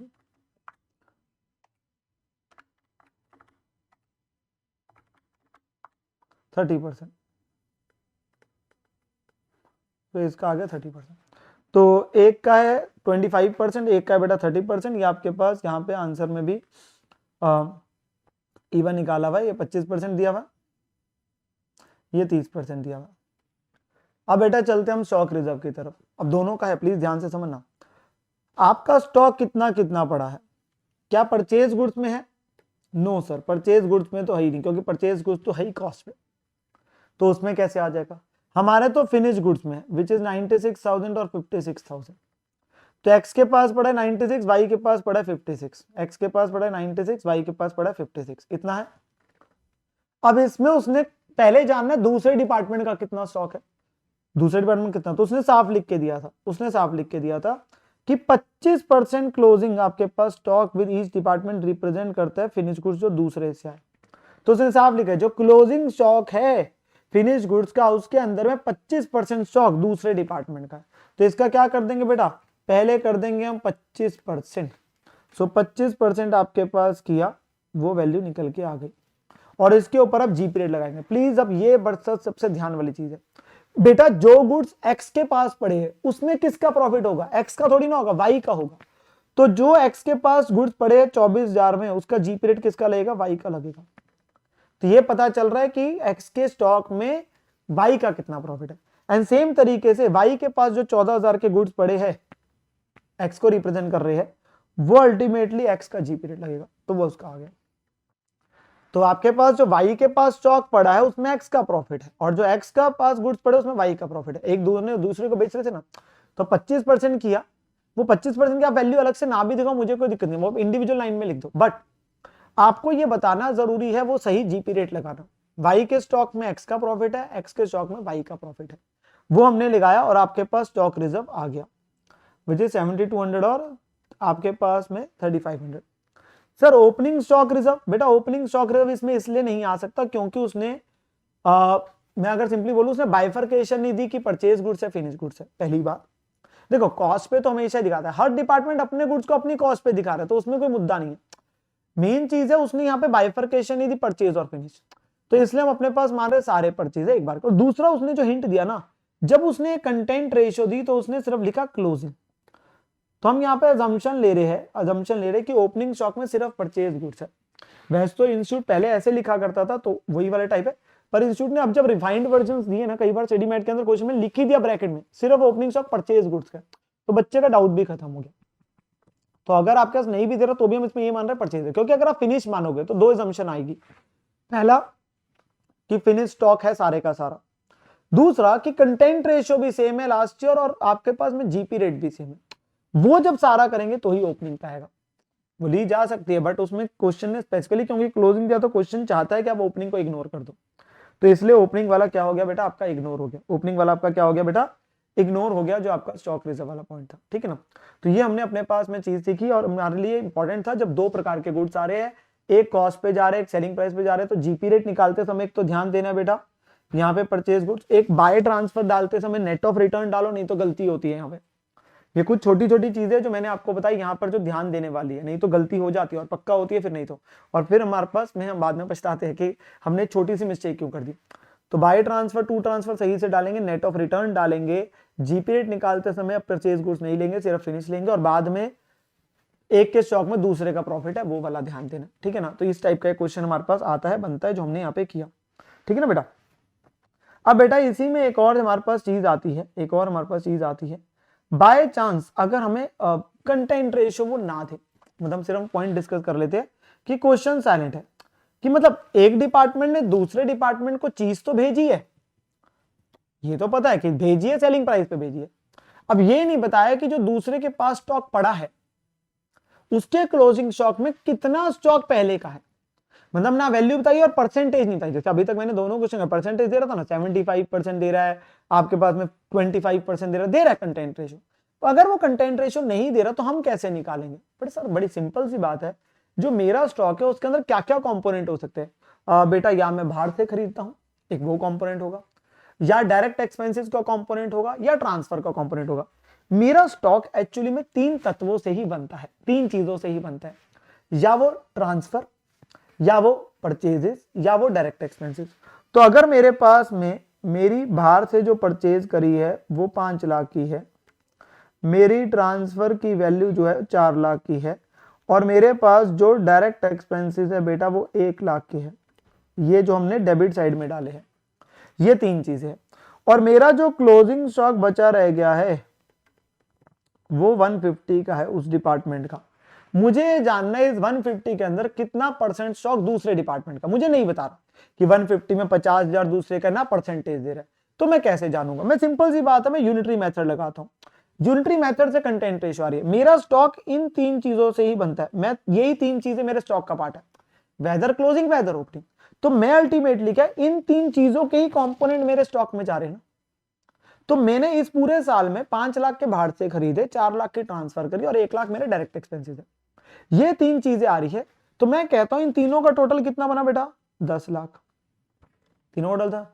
अब इस पूरे 10 लाख में अगर ट्रांसफर की वैल्यू 4 लाख है तो भाई 1.5 लाख के अंदर कितनी हुई? तो मैंने यहां पे सिंपली अपना यूनिटरी मेथड लगा दिया, तो 1.5 लाख आपका वैल्यू ऑफ स्टॉक है इनटू ट्रांसफर की वैल्यू कितनी है बेटा? 4 लाख, डिवाइडेड बाय इन तीनों का टोटल कितना है? 10 लाख। ट्रांसफर मतलब हम ये हिस्सा बेटा रिप्रेजेंट पता है क्या कर रहा है? ये हिस्सा रिप्रेजेंट कर रहा है आपका कंटेंट रेशियो को, जो अब तक वो दे रहा था। तो हम खुद कैसे निकालेंगे भाई? मेरा स्टॉक इन्हीं तीन तत्वों से, इन्हीं तीन कंपोनेंट से बना, तो उसी से मैंने अपने पास में जान लिया, उसी से मैंने जान लिया। तो 1.5 लाख का एक तरीके से 4 lakh by 10 lakh that is 40%, तो ये बन जाएगा 60,000। तो मेरे टोटल स्टॉक में 60,000 का स्टॉक दूसरे डिपार्टमेंट का, और फिर उसका क्या लगा देंगे? भेजने वाले का जीपी रेट लगा देंगे इस वैल्यू पे। ये कब करेंगे बेटा? सर ये तब करेंगे जब हमें ये तो बोला गया था एक डिपार्टमेंट दूसरे को सेलिंग प्राइस पे दे रहा है, पर ये नहीं बता रहा कि जो दूसरे डिपार्टमेंट के पास टोटल स्टॉक पड़ा रह गया है उसमें कितना स्टॉक भेजने वाले डिपार्टमेंट का, कितना स्टॉक भेज। और इसमें बेटा कभी भी प्लीज मैं फिर से बोल रहा हूं ओपनिंग स्टॉक नहीं लेंगे, क्योंकि ओपनिंग स्टॉक भी तो इन्हीं 3 चीजों से बना होगा। वो तो बचा हुआ स्टॉक है ना, वो तो लास्ट ईयर का है। तो हमारा तो या वो परचेज है या वो ट्रांसफर है या वो डायरेक्ट। तो उन तीनों में की अगर वैल्यू में ट्रांसफर की कितनी है तो बचे हुए स्टॉक में कितनी है, तो वो कंटेंट रेशियो आपकी अप्लाई होगी। नाउ एक छोटा सा और पॉइंट बेटा वो ये आता है, जब हम अपने पास बेटा सेलिंग एक्सपेंसेस को, before I move to the next concept, जब हम अपने बेटा सेलिंग एक्सपेंसेस को बांटते हैं किस रेशियो, मैंने कहा था सेल्स की रेशियो में। सेलिंग एक्सपेंसेस लाइक आपके पास एडवर्टीजमेंट वगैरह खर्चा, फ्रेट आउटवर्ड है, जो भी है। तो इसमें कई बार क्या होता है बेटा, जैसे इन बड़े क्वेश्चन बहुत रेयर होता है कि जिसमें ट्रांसफर भी हो। अब जिसमें ट्रांसफर भी है तो बेटा एक सवाल ये उठ के आता है कि जो हम एडवर्टीजमेंट के खर्चे को मान लीजिए बांटना है हमने, वो एक्सटर्नल सेल की रेशियो में बांटना है कि ट्रांसफर को ऐड करके बांटना है। देखो जीपी रेट निकालने के लिए GP is equal to GP divide by sales plus transfer है, वो तो ऑन ट्रांसफर और सेल दोनों पे है ना, क्योंकि सेलिंग प्राइस पे हुई है। सवाल उठ रहा है जो खर्चे को सेल्स रेशियो बांटना है वो ट्रांसफर को भी ऐड करके बांटना है सेल रेशियो में कि विदाउट उसके करना है। तो कहने का मतलब बेटा ये हो रहा है कि आपने मान लीजिए जैसे ये हमने क्वेश्चन किया था, अब यहां पे अगर किसी खर्चे को, ये सेलिंग एक्सपेंस है, ये तो बांट के दे दिए, अब आपके पास अगर ये टोटल में देता तो मैं किस रेशियो में बांटता, ट्रांसफर ऐड करके रेशियो में बांटता कि सिर्फ एक्सटर्नल सेल की रेशियो में बांटता। तो बेटा अगर आपके पास कोई खर्चा सेल रेशियो में बांटना है तो वो सिर्फ एक्सटर्नल सेल की रेशियो में आएगा। किसमें? एक्सटर्नल, क्योंकि बेटा दूसरे डिपार्टमेंट को तो पहले से ही पता है कि आप ये प्रोडक्ट बेचते हो, उसके लिए आप कोई एडवर्टीजमेंट प्रमोशन नहीं करेंगे। तो बेसिकली आपकी जो सेल्स के खर्चों को सेल रेशियो में इसलिए बांटते हैं that is generating the helping in the sales. No the other department already knows कि आप क्या प्रोडक्ट बेचते हो, तो उसके लिए आपको कोई प्रमोशन एडवर्टीजमेंट खर्चा करने की जरूरत नहीं है। तो इसीलिए जो खर्चों को आप सेल्स रेशियो में बांटते हैं that is always the external sale ratio, that is always the external sale ratio, उसमें ट्रांसफर को आप नहीं लेते हैं। तो ये हमने एक्सटर्नल सेल्स की रेशियो में ही करना होता है। These are small पॉइंट जो मैं आपको बताते जा रहा हूं बेटा, और आपके पास मदद करते हैं जब आप क्वेश्चंस को करते हैं। हर टाइप का एक एक पॉइंट की वजह से हम क्वेश्चन को करने का कोई फायदा नहीं, बट एटलीस्ट हमें आइडिया होना चाहिए, ठीक है ना। Yes sir. देन बेटा हमारे पास में जो चीज आती है वो आता है आपके पास में एक अगला छोटा सा और कॉन्सेप्ट, इसमें जब एक दूसरे को दे रहा है दूसरा तीसरे को दे रहा है, मतलब इसमें एक और टाइप का आपके पास बनता है स्टॉक रिजर्व में, जिसे मैं एक एग्जांपल के थ्रू आपको समझाता हूं। मान लीजिए ए डिपार्टमेंट बी को चीज बेचता है 25% प्रॉफिट ऑन सेल पे, जीपी रेट दे दिया ए का कि क्या प्रॉफिट रेट है बेटा 25% ऑन सेल का, और बी किस पे दे रहा है 25% ऑफ कॉस्ट पे। ए बी को देता है, बी सी को देता है जी। अब जो बी के पास स्टॉक पड़ा है उसमें किसका प्रॉफिट होगा? सर ए का होगा। और जो सी के पास पड़ा है सर उसमें हमारे पास में बी का तो होगा ही होगा, और ए का भी इनडायरेक्टली होगा। तो जो बी के पास क्लोजिंग स्टॉक पड़ा होगा ना बेटा, जो बी के पास क्लोजिंग स्टॉक होगा वो हमारे पास बेटा क्या होगा, उसके क्लोजिंग स्टॉक में ए का प्रॉफिट होगा आपके पास में इंक्लूड होगा बी के स्टॉक में, बी के स्टॉक में ए का प्रॉफिट होगा। और जो आपका सी के पास क्लोजिंग स्टॉक पड़ा है उसमें किसका प्रॉफिट होगा? सर बी का तो होगा ही होगा, ए का भी तो इनडायरेक्टली होगा। क्यों होगा बेटा इनडायरेक्टली? क्योंकि बेटा बी खुद भी तो ए से लेता था, सी बी से ले रहा है, बी ए से लेता है, तो ए का भी तो किसी तरीके से इनडायरेक्टली चला गया ना सी के स्टॉक में, तो वो हमें निकालना है। अब मैं यहाँ पे क्या करता हूँ, एक आपके पास में एग्जांपल लेता हूँ विद जनरल वैल्यूज, पूरा फुल फ्लेज्ड क्वेश्चन पर उतनी चीज को समझाने के लिए। मान लीजिए बी का स्टॉक बेटा 2 लाख है और कंटेंट रेशियो 30% है। कंटेंट रेशियो का मतलब होता है मेरे टोटल स्टॉक में दूसरे डिपार्टमेंट का कितना, या तो वैल्यू गिवन देगा या परसेंटेज देगा, नहीं तो हमने साइलेंट वाला केस लगाया कि वो आपके पास में ट्रांसफर अपॉन वो 3 चीजों का टोटल मिला के वो कंटेंट रेशियो है, तो वो दे रहा है हमारे पास 30% है। तो अल्टीमेटली अब जो डिपार्टमेंट बी के पास स्टॉक पड़ा है बेटा उसके अंदर ए का कितना प्रॉफिट है, 2 लाख का स्टॉक है, 30% ए को रिप्रेजेंट करता है। तो ये पता चल गया टोटल स्टॉक में ए का कितना हिस्सा है। और अब ए का जीपी रेट लगेगा भेजने वाले का, तो ए का जीपी रेट क्या है 25% ऑन सेल, तो सीधा 25% लग गया। ऑन सेल ही लगाना है क्योंकि वो ए के तो सेलिंग प्राइस पे है ना, तो ऑन सेल ही निकलता है, तो ये सीधा आ गया पहला स्टॉक रिजर्व 15,000 का। इसमें कोई दिक्कत कोई आपत्ति कभी नहीं होगी, वो सीधा निकल के आ जाएगा। फिर आता है बेटा जो डिपार्टमेंट सी के पास स्टॉक पड़ा है, कितने का पड़ा है 5 लाख का मान लीजिए, और कंटेंट रेशियो 60% है, मतलब जो सी के स्टॉक में बी का हिस्सा, सी के स्टॉक में बी का हिस्सा वो 60% है। तो 5 लाख पे पहले क्या करेंगे, 60% लगाएंगे। 5 लाख का 60% लगाया, ये क्या बता रहा है, हमारे पास में टोटल 5 लाख के स्टॉक में कितना स्टॉक हमारा बी का है, 60%। और फिर बी की जीपी रेट आ गई, 25% ऑफ कॉस्ट है बेटा, तो ऑन कॉस्ट दे रहा है 25%। इसका मतलब क्या हुआ, अगर कॉस्ट 25 है, और मतलब अगर कॉस्ट आपके पास में 100 है तो प्रॉफिट आपके पास में 25 है, तो चीज 125 में बेच रहे हो, तो ऑन सेल कितना हो गया, 25/125। ऑन सेल कितना हो गया बेटा, 25/125। तो ये आपके पास क्या निकल के आ गया, ये निकल के आ गया बेटा बी का कितना प्रॉफिट है सी के स्टॉक में, सी के स्टॉक में बी का कितना। ये दोनों डायरेक्ट थे, टोटल स्टॉक में कंटेंट रेशियो लगाया, भेजने वाले का जीपी लगाया। मेन जो ये केस करा रहा हूं वो लास्ट वाले के लिए करा रहा हूं बेटा। बी खुद भी किससे लेता है, ए से लेता है। अब वो कैसे जानेंगे, क्योंकि सी के स्टॉक में बी का कितना प्रॉफिट है ये तो जान लिया। तो पहले हम अल्टीमेटली क्या है, सी के पास जो स्टॉक पड़ा था उसमें हमने ये जाना बी का कितना स्टॉक है और उसमें बी का कितना प्रॉफिट है। तो वो जब अलग करेंगे तो बी की कॉस्ट पे आ जाएंगे। तो बी की कॉस्ट कैसे पता चली भाई, सी के स्टॉक में बी का 3 लाख का स्टॉक था और उसमें उसका प्रॉफिट था 60,000, तो बी की खरीद कितनी थी 240। भाई 240 थी तभी तो उसमें 25% ऐड करके 3 लाख की चीज बेची थी ना, तो वो 60,000 आ गई। तो हम बी की खरीद पे आ गए, बी की खरीद पे आ गए। अब बेटा सीधा ए का जीपी रेट मत लगा देना, बच्चा यही गलती करता है बेटा, बी सारा स्टॉक थोड़ी ना ए से लेता है, तो वो सेम रूल आपने लगाना है जो आपने ऊपर लगाया, इतना हिस्सा सारा। बच्चा सिर्फ 25% लगा देता है, प्रॉफिट रेट लगा देता है जो ए का था। अरे यार बी कौन सा सारा ए से लेता है, वो कितना ही लेता है 30% तो लेता है। तो वो सेम चीज जो आपने निकाली कॉस्ट पे वो सेम चीज लगेगी, 30% भी और 25% भी। तो वो तो प्रोपोर्शन तो उसी हिसाब से जा रहा है ना, तो वो सेम चीज आएगी, तो ही हमारा तीसरा स्टॉक रिजर्व निकल के आएगा। तो बी के स्टॉक में ए का प्रॉफिट था वो सीधा content ratio GP rate A का, सी के स्टॉक में बी का प्रॉफिट कंटेंट रेशियो और जीपी रेट। फिर पहले निकालो कॉस्ट टू बी कितनी है, और फिर से वही सेम रूल लगाओ जो पहले पे लगाया था, कंटेंट रेशियो भी और जीपी रेट भी। बच्चा सिर्फ गलती जल्दबाजी में क्या करता है, सिर्फ और सिर्फ जीपी रेट लगाया था, कंटेंट रेशियो लगाना भूल जाता है, क्योंकि बेटा वो सारा थोड़ी ना लेता है, तो वो सेम प्रोपोर्शन लगेगा, वो सेम प्रोपोर्शन आपके पास अप्लाई किया जाएगा बेटा, ठीक है ना। यस सर, सेम प्रोपोर्शन हम लगाएंगे, ठीक है ना। नाउ ये हमारा एक पर्टिकुलर टाइप था जो मेरे को आपको समझाना जरूरी है, जिससे रिलेटेड भी क्वेश्चन आपके पास बन जाता है। तो ये मैंने आपको पूरा वो कॉन्सेप्ट को समझा दिया कि क्या बनता है जब ए बी को देता है और बी सी को देता है, उसमें कैसे किया जाता है, ठीक है। देन बेटा हमारा अगला जो कॉन्सेप्ट नंबर 3 आता है जो इस चैप्टर के अंदर में है, वो है मैनेजर कमीशन रिलेटेड क्वेश्चन। हमें क्या कहता है क्वेश्चन कि हर डिपार्टमेंट में क्या होता है, एक दूसरे डिपार्टमेंट्स को सेल कर रहे होते हैं मान लीजिए। अब वो कहते हैं कि हमने अपने मैनेजर्स रखे हुए और उनको कमीशन देनी है। अब जो कमीशन देनी है वो प्रॉफिट का एक परसेंटेज देते हैं हम लोग, पर डिपार्टमेंट्स कहते हैं कि हम जो प्रॉफिट लेंगे ना वो हम उसमें से पहले स्टॉक रिजर्व माइनस करके लेंगे। अभी तक हम स्टॉक रिजर्व कंबाइंड पीएनएल में डाल रहे थे, अभी तक हम स्टॉक रिजर्व कंबाइंड पीएनएल में डालते थे। अब मैं बात करने जा रहा हूं अगर मुझे स्टॉक रिजर्व माइनस करना है इंडिविजुअल डिपार्टमेंट के प्रॉफिट में से, तो किसके से करूंगा, भेजने वाले के से कि जिसके पास गुड्स पड़े थे उसके। तो ऑलवेज बेटा प्रॉफिट किसने रिकॉर्ड किया, सर भेजने वाले ने।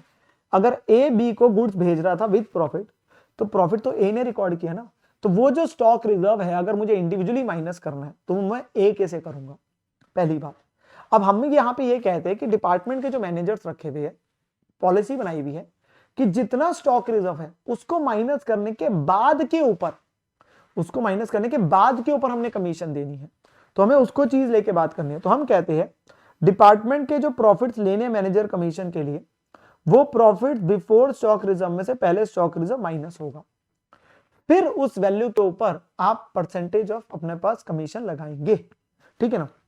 सो ये हमारे पास एक क्वेश्चन आ रहा है जिससे मैं आप इस पूरी कहानी को आपको समझाता हूं कि कैसे किया जाता है, ठीक है ना।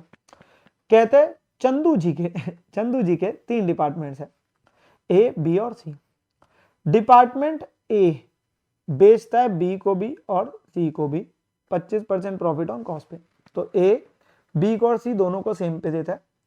बी जो है वो ए और सी को देता है 33.1/3% ऑन कॉस्ट पे। तो बेसिकली ये दोनों एक दूसरे को कॉस्ट पे दे रहे, मतलब ए भी कॉस्ट पे देता है बी भी कॉस्ट पे देता है, ठीक है ना, दूसरी बात। और जो सी देता है वो ए और बी को देता है 20% ऑन ट्रांसफर प्राइस, मतलब सेलिंग प्राइस, तो ऑन सेल दे दिया। तो ऑन कॉस्ट वाले को भी ऑन सेल लाना पड़ेगा स्टॉक रिजर्व निकालने के लिए। मैनेजर्स को आपके पास इंटाइटल्ड है बेटा 10% की कमीशन। कितने परसेंट कमीशन बेटा? 10%। बट वो देनी है नेट प्रॉफिट पे, subject to unrealised profit on departmental transfer being eliminated. But stock reserve eliminate करने के बाद के प्रॉफिट के ऊपर वो कहता है। अब वो कहता है कि यहां हम गलती कर चुके होते हैं। गलती क्या कर चुके होते हैं? हम अपने पास प्रॉफिट में मैनेजर कमीशन ऑलरेडी माइनस कर चुके हैं, बट अभी तक अनलाइज प्रॉफिट की एडजस्टमेंट नहीं करी। ओहो, यानी कि हमारा जो प्रॉफिट था उसमें से अनलाइज प्रॉफिट माइनस करना भूल गए। हाँ, और जो वैल्यू है उसमें सीधा मैनेजर कमीशन उस पे वैल्यू पे लगा दिया। तो हमें पहले तो सही प्रॉफिट पे जाना पड़ेगा, हमें मैनेजर कमीशन को रिवर्स करना पड़ेगा। तो वो प्रॉफिट दे रहा है। कह रहा है स्टॉक पड़ा डिफरेंट डिपार्टमेंट्स का at the end of the year. तीनों डिपार्टमेंट्स के पास कितना कितना, ए के पास कितना स्टॉक, ए का कितना भेजा हुआ स्टॉक बी और सी के पास पड़ा है, बी का भेजा हुआ ए और सी के पास, और सी का भेजा हुआ ए और बी। हमें कह रहा है करेक्ट प्रॉफिट बता दीजिए मैनेजर कमीशन के बाद। तो इसमें आपको सबसे पहले तो बेटा क्या निकालने हैं? Stock reserve. फिर हम अपने टेबल पे चलेंगे। स्टॉक रिजर्व के लिए आपकी जो वैल्यूज दी है ना 25, 18, 9, 6, 25, 7, इस पे प्रॉफिट रेट्स लगने। तो इस पे प्रॉफिट रेट्स बेटा आपके लगेंगे। तो जो ए है बेटा उसका स्टॉक बी और सी के पास इतना इतना पड़ा था, और ए किस पे भेजा था? 25% ऑन कॉस्ट। ऑन कॉस्ट का मतलब हो गया बेटा ऑन सेल हो गया 25/125, मतलब 1/4 ऑन कॉस्ट है तो 1/5 ऑन सेल हो गया बेटा। ऑन सेल लगेगा जीपी रेट हमेशा। तो ये आ गया टोटल में, इंडिविजुअली निकला 55,000 और 3600, टोटल हो गया 8600। ठीक है। ऐसे ही आपके पास बेटा बी का जो है, बी का जो भेजा हुआ स्टॉक ए और सी के पास पड़ा है, उसने वैल्यू ऊपर दी है मेरे को, और बी किस पे देता था? 1/3 ऑन कॉस्ट। 1/3 ऑन कॉस्ट दे रहा है, तो 1/4 ऑन सेल हो गया। मतलब अगर कॉस्ट 300 है तो हम 400 में देते हैं, 100 ऐड करके 300 के ऊपर, तो ऑन सेल 1/4 हो गया। ठीक है ना, तो 1/4 हमने किया और ये इंडिविजुअल करके ऐड हो गया। और ऐसे सी किस पे देता है बेटा? वो तो 20% ऑन सेलिंग प्राइस है। देखो होने को तो 6 के 6 रेट डिफरेंट हो सकते हैं, ए बी को लग देता है, सी को लग देता है, तो मैं इंडिविजुअली लगा रहा होता। यहाँ सीधा दे रहा है, ए 25% ऑन कॉस्ट दे रहा है, तो वो जैसे आपको दे रहा है वैसे लग जाएगा। तो ये वैल्यू के ऊपर सीधा प्रॉफिट रेट लग जाएगा। ये ऑन सेल है 20% ऑन ट्रांसफर प्राइस, तो सीधा 20% हो गया। ऑन कॉस्ट नहीं था, ऑन कॉस्ट होता ऑन सेल में कन्वर्ट करते, ऑन सेल दे रहा सीधा लग गया। तो ये आपके पास वैल्यूज आ गई आपके स्टॉक रिजर्व की। नो, हमें आइडली क्या करना चाहिए था? प्रॉफिट्स में से स्टॉक रिजर्व माइनस करने हैं। किसके बेटा? भेजने वाले। तो हमने ए के नजरिए से कितना, ए का कितना प्रॉफिट बी और सी के स्टॉक में पड़ा है, तो वो टोटल हिसाब से हो रहा है। ठीक है, 8600, 3750, 10400। तो ये हमारे स्टॉक रिजर्व्स है जो हमें माइनस करने हैं। बट बेटा मुद्दे की बात ये है कि हम ये नहीं कह सकते जो क्वेश्चन ने प्रॉफिट दिया हमने से माइनस कर दे। ये प्रॉफिट एक्चुअली थोड़ी गलती हो गई है। वो क्या गलती होगी है? ये प्रॉफिट मैनेजर कमीशन के बाद ही है, और जो कि 10% कमीशन थी वो हमने माइनस कर दी। तो हमारा प्रॉफिट अगर 100 का था, हमने अनलाइज प्रॉफिट तो माइनस ही नहीं किया, ये करना चाहिए था। उसके बाद जो वैल्यू होती है उसका 10% करते, पर हमने क्या किया? ये तो रखा ही नहीं, तो ये तो 0 है। हमने इसका ही 10% अपने पास में कमीशन का माइनस कर दिया 10 रुपए, क्योंकि 10% है तो 100 का 10% 10 हो गया। तो हम उसे दिखा रहे हैं ये 90 पे। अब पहले तो मुझे 100 पे पहुंचना पड़ेगा ना बेटा, तो मैं सही करूंगा, क्योंकि मैनेजर कमीशन देनी है उस प्रॉफिट पे देनी है 10% जो अनराइज प्रॉफिट के बाद है। हमने सीधा मैनेजर कमीशन माइनस कर दी। तो हम क्या करेंगे सर? पहले ना हम पता है क्या करेंगे? रिवर्स करेंगे। तो जो ये वैल्यूज दे रखी है बेटा, ये एक तरीके से 90% है। अब अगर इसमें मुझे मैनेजर कमीशन ऐड करनी है जो कि 10% हमने माइनस की थी ऑफ दी प्रॉफिट, तो इसका क्या करूंगा सर? ये 90% पे दिख रहा है, तो ये एक्चुअली में हम इसका क्या करेंगे? एक तरीके से इसका 100/90 करेंगे तो टोटल वैल्यू आएगी उसका 10%। तो बेसिकली क्या है? ये 90% वैल्यू है। ये कितने परसेंट वैल्यू बेटा? 90% वैल्यू है। तो हमारे पास में जो भी ये वैल्यू दे रखी है 157,500, इसका 100/90 हो रहा है एक तरीके से, तो वो टोटल आ रहा है, टोटल आ रहा है, और उसका 10% कर रहा हूं, तो 10/100 है। तो अगर मैं देखूं तो इसका मैं बोल सकता हूं 10/90 विच इज 1/9, विच इज 1/9। बेटा ये ना हमेशा करके दिखानी है आपने, ये हमेशा आपने करके दिखानी है। उसके पीछे कारण है, कई बार ऐसा हो सकता है कि वो मिनिमम बोल दे कुछ, तो इसलिए हम हमेशा करके दिखाते हैं इसको, और उसके बाद आप चेक कर सकते हो कि ये जो वैल्यूज आ रही है, अगर आप इस पे 10% माइनस करते तो क्या जो क्वेश्चन वैल्यूज थी वो आ जाती? यस सर, जो क्वेश्चन वैल्यूज थी फिर वो आ जाती। तो हमेशा हमने क्या करना है, पहले जो वैल्यूज क्वेश्चन दे रहा है उस पे एड बैक करके दिखाओ। सीधा 100/90 ऐसे में कर सकते हो, पर जनरली अवॉइड करें, क्योंकि अगर मिनिमम कमीशन होती, मान लो मिनिमम कमीशन आपके पास में होती 20,000 पे, मिनिमम हमारा क्वेश्चन कहता है इतनी तो है पर कम से कम 20 है, तो बेटा पहले दोनों केस में ना 20 ऐड हो रही होती, फिर 17,500 और 18,000 होती, क्योंकि कम से कम तो हमने 20 दी होगी ना, लास्ट केस में 24। तो इसीलिए अगर मिनिमम दे रहा है तो इसलिए आपने वो 1/9 तो किया, but subject to minimum of 20 लिख रहे होते, तो उससे वो 20 बन जाता। तो उसका ध्यान हमें रखना है, उसका ध्यान हमें रखना है, ठीक है ना, इसीलिए हम उसको ऐड करके अलग से दिखा रहे हैं। फिर आप अब सीधा आ जाओ, अब आपके पास सीधा आ गया ये प्रॉफिट्स आ गए। अब पहले अनरियलाइज्ड प्रॉफिट माइनस किया तो ये वैल्यूज आ गई, और फिर आपने 10% मैनेजर कमीशन माइनस कर दी, जितने जितने प्रॉफिट करे में, और अगर मिनिमम होता तो ऑब्वियसली वो मिनिमम के हिसाब से उतनी कम से कम होती तो वो कर देते, तो आपके सही प्रॉफिट्स निकल के आ जाएंगे। तो यहाँ पे क्वेश्चन में क्या करना है, दो चीजें आपको मेन है करने वाली, एक स्टॉक रिजर्व निकालना है, वैल्यूज जो दे रखी होगी बेटा उन वैल्यूज पे जीपी रेट अप्लाई किया, भेजने वाले का निकल गया, हमेशा सेंडर के प्रॉफिट से माइनस करना है जिसने भेजा। आपके प्रॉफिट, क्योंकि आफ्टर मैनेजर कमीशन, तो मैनेजर कमीशन एक बार ऐड करेंगे फिर पहुंचेंगे 1/9 किया, क्यों, क्योंकि 10% था तो वो 90 दिख रहा था। अगर ये 5% होता तो बेटा प्लीज वो आपके पास 100/95 हो रहा है, और फिर उसका 5% 5/95 बनता, ठीक है ना। वो डिपेंड करेगा रेट कितना है, रट्टा नहीं मारना 1/9 हमेशा लेना है, नो, इट विल 10/90 तब हो रहा है जब आपका एक तरीके से वो 10% है, 5% होता तो 5/95 हो जाता उस वैल्यू का। और मिनिमम मैनेजर कमीशन अगर दे रखा है तो वो मिनिमम के साथ कंपेयर करके होगा, ऐड में भी और लास्ट में माइनस में भी।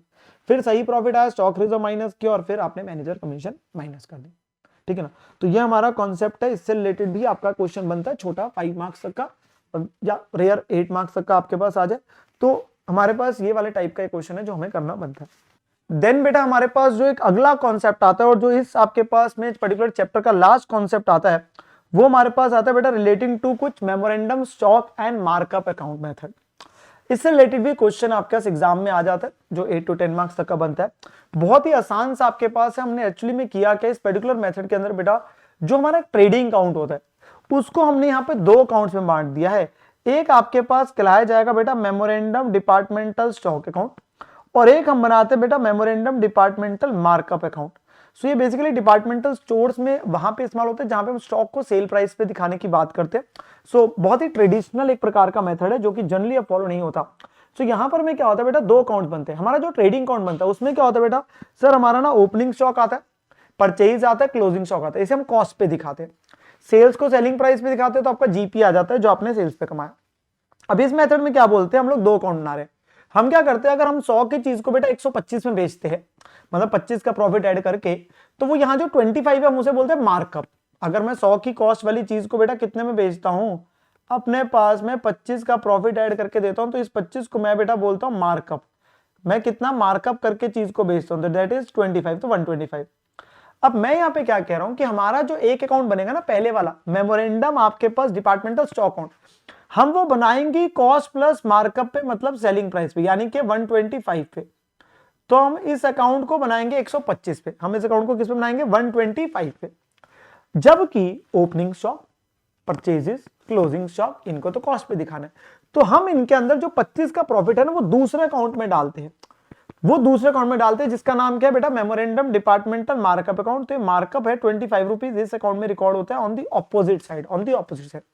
तो ऑटोमेटिकली आपका जीपी आ जाएगा। अब जो चीजें आप जितनी भी वो दिखाते हैं, तो स्टॉक अकाउंट बेसिकली सारी चीजें आ जाएगी 125 पे, एक्सेप्शन एक आधी बात करेंगे। सो जैसे इसके डेबिट साइड में क्या आएगा, कहां से स्टॉक आया, कैसे पड़ा था, तो या तो ओपनिंग होगा पहले से पड़ा है, या परचेज है, या किसी दूसरे डिपार्टमेंट से आया, दूसरे ने पहले को भेजा वो आ गया। क्रेडिट क्या हुआ, जब स्टॉक जा रहा है, कम हो रहा है, तो या तो सेल करी, या आपकी कोई शॉर्टेज, जब नॉर्मल की चोरी हो गई, आग लग गई, उससे स्टॉक कम हो गया, या आपने किसी दूसरे डिपार्टमेंट को दिया, वो आगे चीजें। और हमारे यहां से जनरली जब हम अकाउंट बनाते हैं तो बेटा बैलेंसिंग फिगर आती है क्लोजिंग स्टॉक, क्योंकि वो इसमें नहीं दी होती। तो मैं पहले ही लिख रहा हूं कि इस कॉन्सेप्ट में हम क्या करते हैं, क्लोजिंग स्टॉक नहीं दे रहा होता, तो हमारी क्लोजिंग स्टॉक बैलेंसिंग फिगर आ जाती है इस कॉन्सेप्ट में, ठीक है ना। फिर हमारे पास जो आपका मेमोरेंडम मार्कअप अकाउंट बनता है, वहां पे क्या होता है, इसकी लोडिंग रिवर्स होती रहती है। तो लोडिंग या मार्कअप जो बोल रहे हैं 25 रुपीज, वो रिवर्स होते रहते हैं बेटा इस अकाउंट में of the above stock account, ठीक है ना। हर आइटम की रिवर्स करेंगे एक्सेप्ट सेल। सर सेल की रिवर्स क्यों नहीं करते? बेटा सेल के ऊपर जीपी कमा रहे हो और वो इस अकाउंट का बैलेंसिंग फिगर आएगा, वो इस अकाउंट को ऑटोमेटिकली बैलेंस फिगर। तो एक्सेप्ट सेल को छोड़कर हम अपने पास में कुछ नहीं करते, अपने पास में सारी चीजों का रिवर्स करते हैं। सेल के ऊपर जो जीपी आएगा वो बैलेंसिंग फिगर के रूप में बन जाएगा, तो बैलेंसिंग फिगर आती है। एक छोटी सी चीज और होती है यहाँ पे मार्कडाउन करके। मार्कडाउन का बेटा मतलब होता है जब मैं 100 की चीज को 125 में दे रहा हूं तो 25 का मेरा मार्कअप कहलाया जाता है, जो प्रॉफिट एलिमेंट है। पर अगर कई बार मेरे गोडाउन में पड़ा हुआ स्टॉक मेरा खराब हो गया किसी वजह से, तो अब मैं उसे 125 पे नहीं बेच पाऊंगा। मान लो उसे मुझे 122 में 123 में बेचना पड़ेगा, क्योंकि वो खराब हो गया, लेट से थोड़ा सा कम पे बेचना पड़ेगा। तो मैं जितना उसे 125 से कम पे करूंगा ना, जितना मैं उस स्टॉक को 125 से कम पे करूंगा, उसे बोलते हैं markdown. That is reduction in the selling price. तो अगर मैं 125 की चीज को बेटा 122 पे लेके आऊंगा तो 3 रुपए कम करूंगा ना, तो मैं 122 पे लाने के बाद जो वैल्यू है, वो जो कर रहा हूं 3 रुपए कम, उसे क्या बोलता हूं? मार्कडाउन। जितना भी नॉर्मल सेलिंग प्राइस पे कम पे करता हूं, और इसका हम इफेक्ट देखेंगे दोनों अकाउंट में आ जाएगा।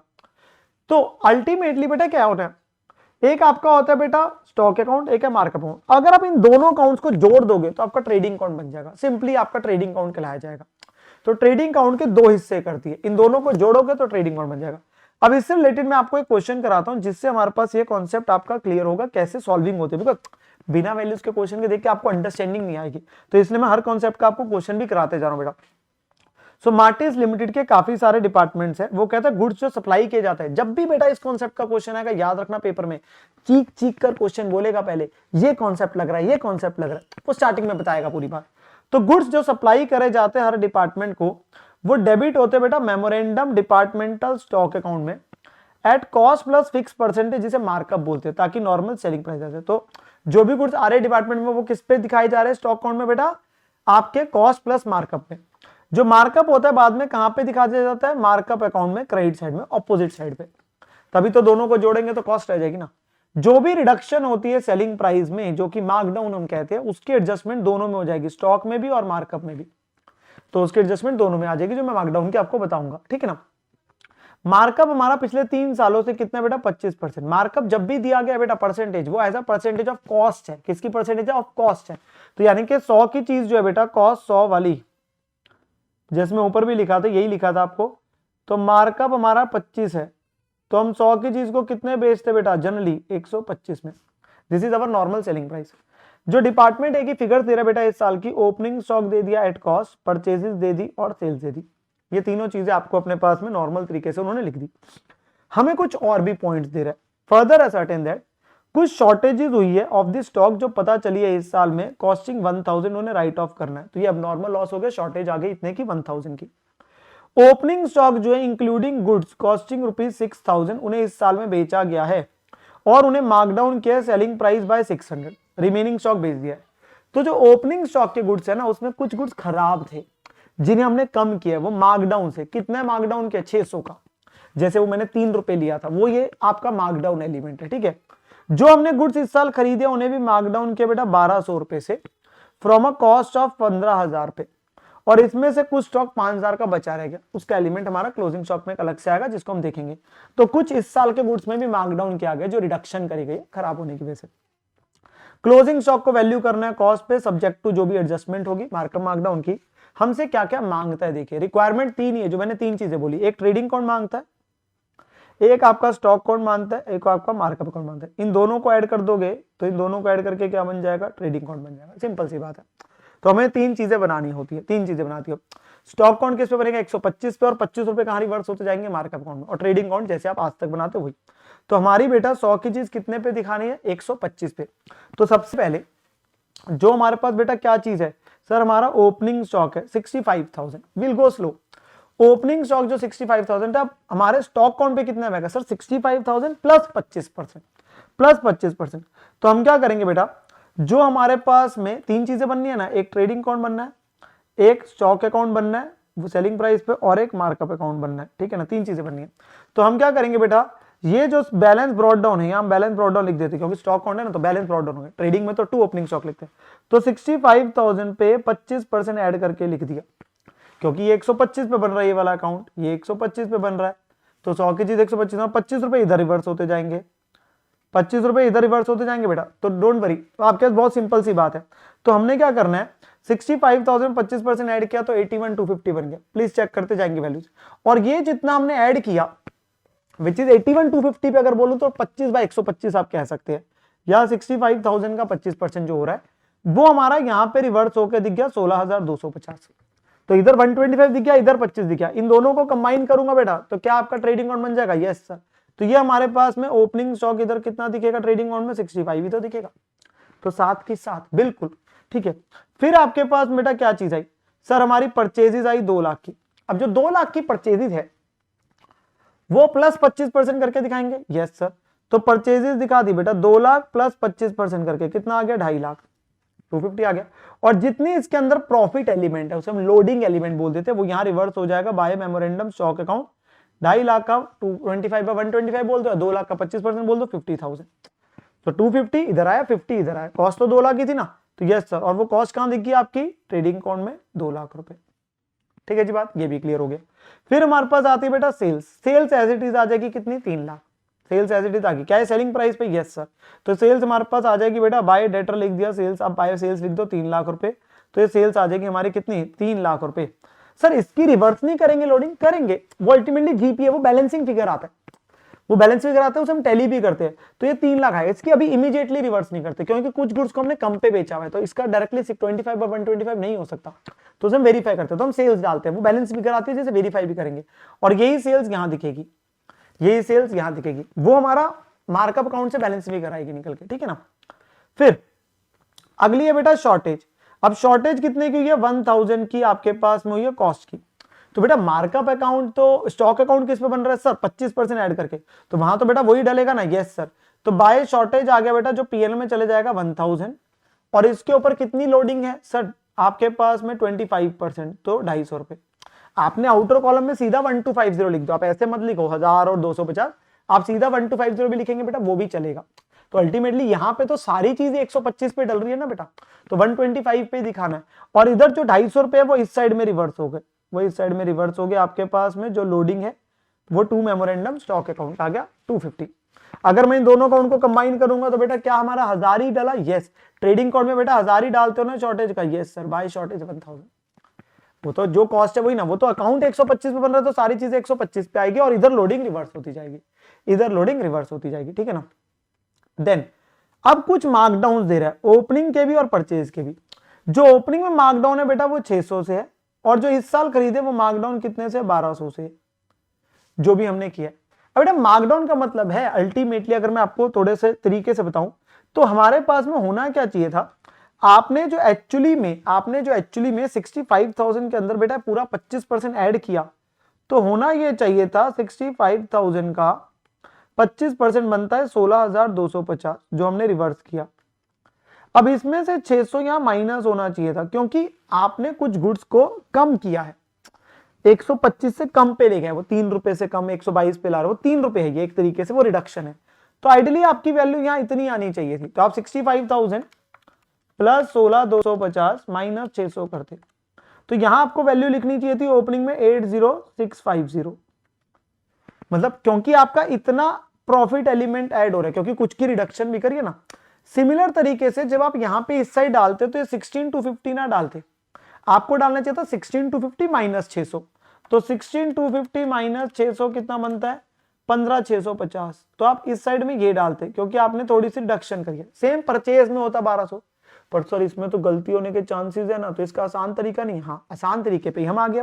तो हमने क्या बोला, ऐसा करो यार, अब आप ओपनिंग से कम करोगे, परचेज से उतना कम करोगे, और वहां कम हुआ हुआ डालोगे, तो उससे आसान अप्रोच क्या है, इसको अपोजिट साइड पे डाल दो। बिकॉज अल्टीमेटली क्या इतने से वो 125 की रिडक्शन हो रही है, चाहे वो ओपनिंग में चाहे परचेज है, तो इसे ना ऑपोजिट साइड पे डाल दीजिए। तो ये यहाँ पे भी आ गया बेटा 600 रुपए बाय मेमोरेंडम, सीधा departmental markup, markdown on the opening stock, this is not markup, this is markdown. And same तरीके से ये परचेजेस का आ गया 1200 रुपए, और ये एज इट इज इधर रिवर्स हो गया 1200 और 600, 2 मेमोरेंडम स्टॉक। तो या तो ओपनिंग में रिस्पेक्टिवली 600 माइनस करते और परचेज में 1200 माइनस करते, और उतना करावा इधर आता नेट करने के बाद, उसमें गलती होने के चांसेस है, हमने देखा फ्लो में गलती हो सकती है, या सीधा ऑपोजिट साइड पे डाला और इधर भी डाल दिया। अगर मैं इन दोनों को कंबाइन करूंगा बेटा तो क्या कैंसिल आउट नहीं हो जाएगा? अगर मैं इन दोनों को ऐड करूंगा तो क्या कैंसिल आउट नहीं हो जाएगा? यस सर, तो ये कैंसिल आउट हो जाएगा। तो इसलिए इसका ट्रेडिंग अकाउंट में कोई रोल नहीं है, इसलिए इसका ट्रेडिंग अकाउंट में कोई रोल नहीं है बेटा, ठीक है ना। ये हमारे पास चीज आ गई। अब हमने क्या करना है बेटा, हमारा ये दोनों हो गया। अब हमारे पास क्लोजिंग स्टॉक आ जाएगा, बैलेंस फिगर। जैसे मैंने लिखा था आपका ऊपर वाले अकाउंट से बेटा बैलेंस फिगर क्या आएगी? क्लोजिंग स्टॉक निकल के आएगी। This will be your balancing figure closing stock, this will be your balance figure closing stock. Now this is at 125, क्योंकि ये अकाउंट बनी 125 पे है। अब इसमें से मुझे 25 अलग करने हैं, इसमें से मुझे 25 अलग करने, तो सीधा सर 25/125 कर दो ना, सीधा 25/125 कर दो। नहीं, थोड़ा सा ध्यान से बेटा, यहां पे क्या है हमारा, यही एक छोटा सा पॉइंट है समझने वाला। वो हमारे पास में क्या होता है बेटा, वो क्वेश्चन हमें कहता है कि कई बार क्या होता है, जो हमने मार्कडाउन किया था ना, जो ओपनिंग वाला था वो सारा बिक गया, पर जो इस साल हमने मार्कडाउन किया था ना 15,000 की कॉस्ट वालों को 1200 से, उसमें कुछ मार्कडाउन स्टॉक 5,000 की कॉस्ट वाला बचा रह गया। ओ, तो हमारे गोडाउन में वो खराब वाला स्टॉक थोड़ा सा बचा रह गया। यस, तो उसमें मार्कडाउन एलिमेंट कितना हुआ? तो बेटा प्रोपोर्शनेट यूनिटरी मेथड लगाएंगे। अगर 15,000 की कॉस्ट वाले में हमारा मार्कडाउन एलिमेंट 1200 है, तो जो हमारे पास बचा रह गया 5,000 का, उसमें मार्कडाउन एलिमेंट कितना है सर? 1200 डिवाइडेड बाय 15,000 इंटू 5,000, तो ये कितना बन गया सर? 400 रुपए। कितना बन गया बेटा? 400 रुपए। तो इतना हमारा मार्कडाउन एलिमेंट हमारा रह गया क्लोजिंग स्टॉक में, इतना हमारा मार्कडाउन एलिमेंट रह गया क्लोजिंग स्टॉक में। अब हमें क्या करना है, यानी कि बेटा जो 28,200 है ना, ये 400 के एक्सटेंड से कम है।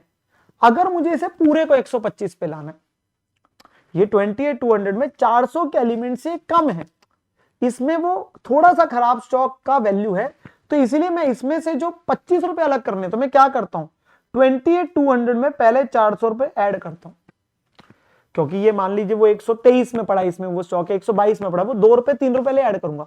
अब जैसे ही मैंने इसमें ऐड किया, अब ये सारा 125 में आ गया, अभी 125 पे आ गया, क्योंकि हमने निकाला ना आपके पास 400 रुपए जो रिडक्शन एलिमेंट है।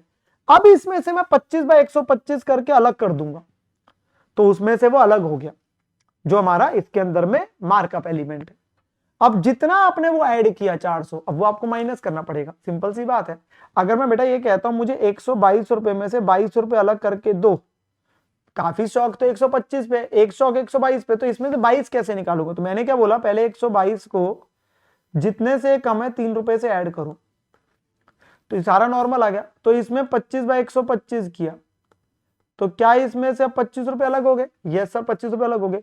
और वो जितना आपने एक बार ऐड किया मार्कडाउन एलिमेंट, वो दोबारा से आप माइनस कर देंगे, तभी तो आपको वो निकल के आएगा कि इसमें वो प्रॉफिट एलिमेंट कितना है टोटल क्लोजिंग स्टॉक में। तो वो हमारे पास में बना 5320। ये हमारा इसके अंदर में प्रॉफिट एलिमेंट है जो हमारा 28,200 का क्लोजिंग स्टॉक पड़ा है। और फाइनली हमारी बैलेंसिंग फिगर आ जाएगी बेटा GP, this will be your balancing figure of this account. वो इस अकाउंट की बैलेंस फिगर 58,880।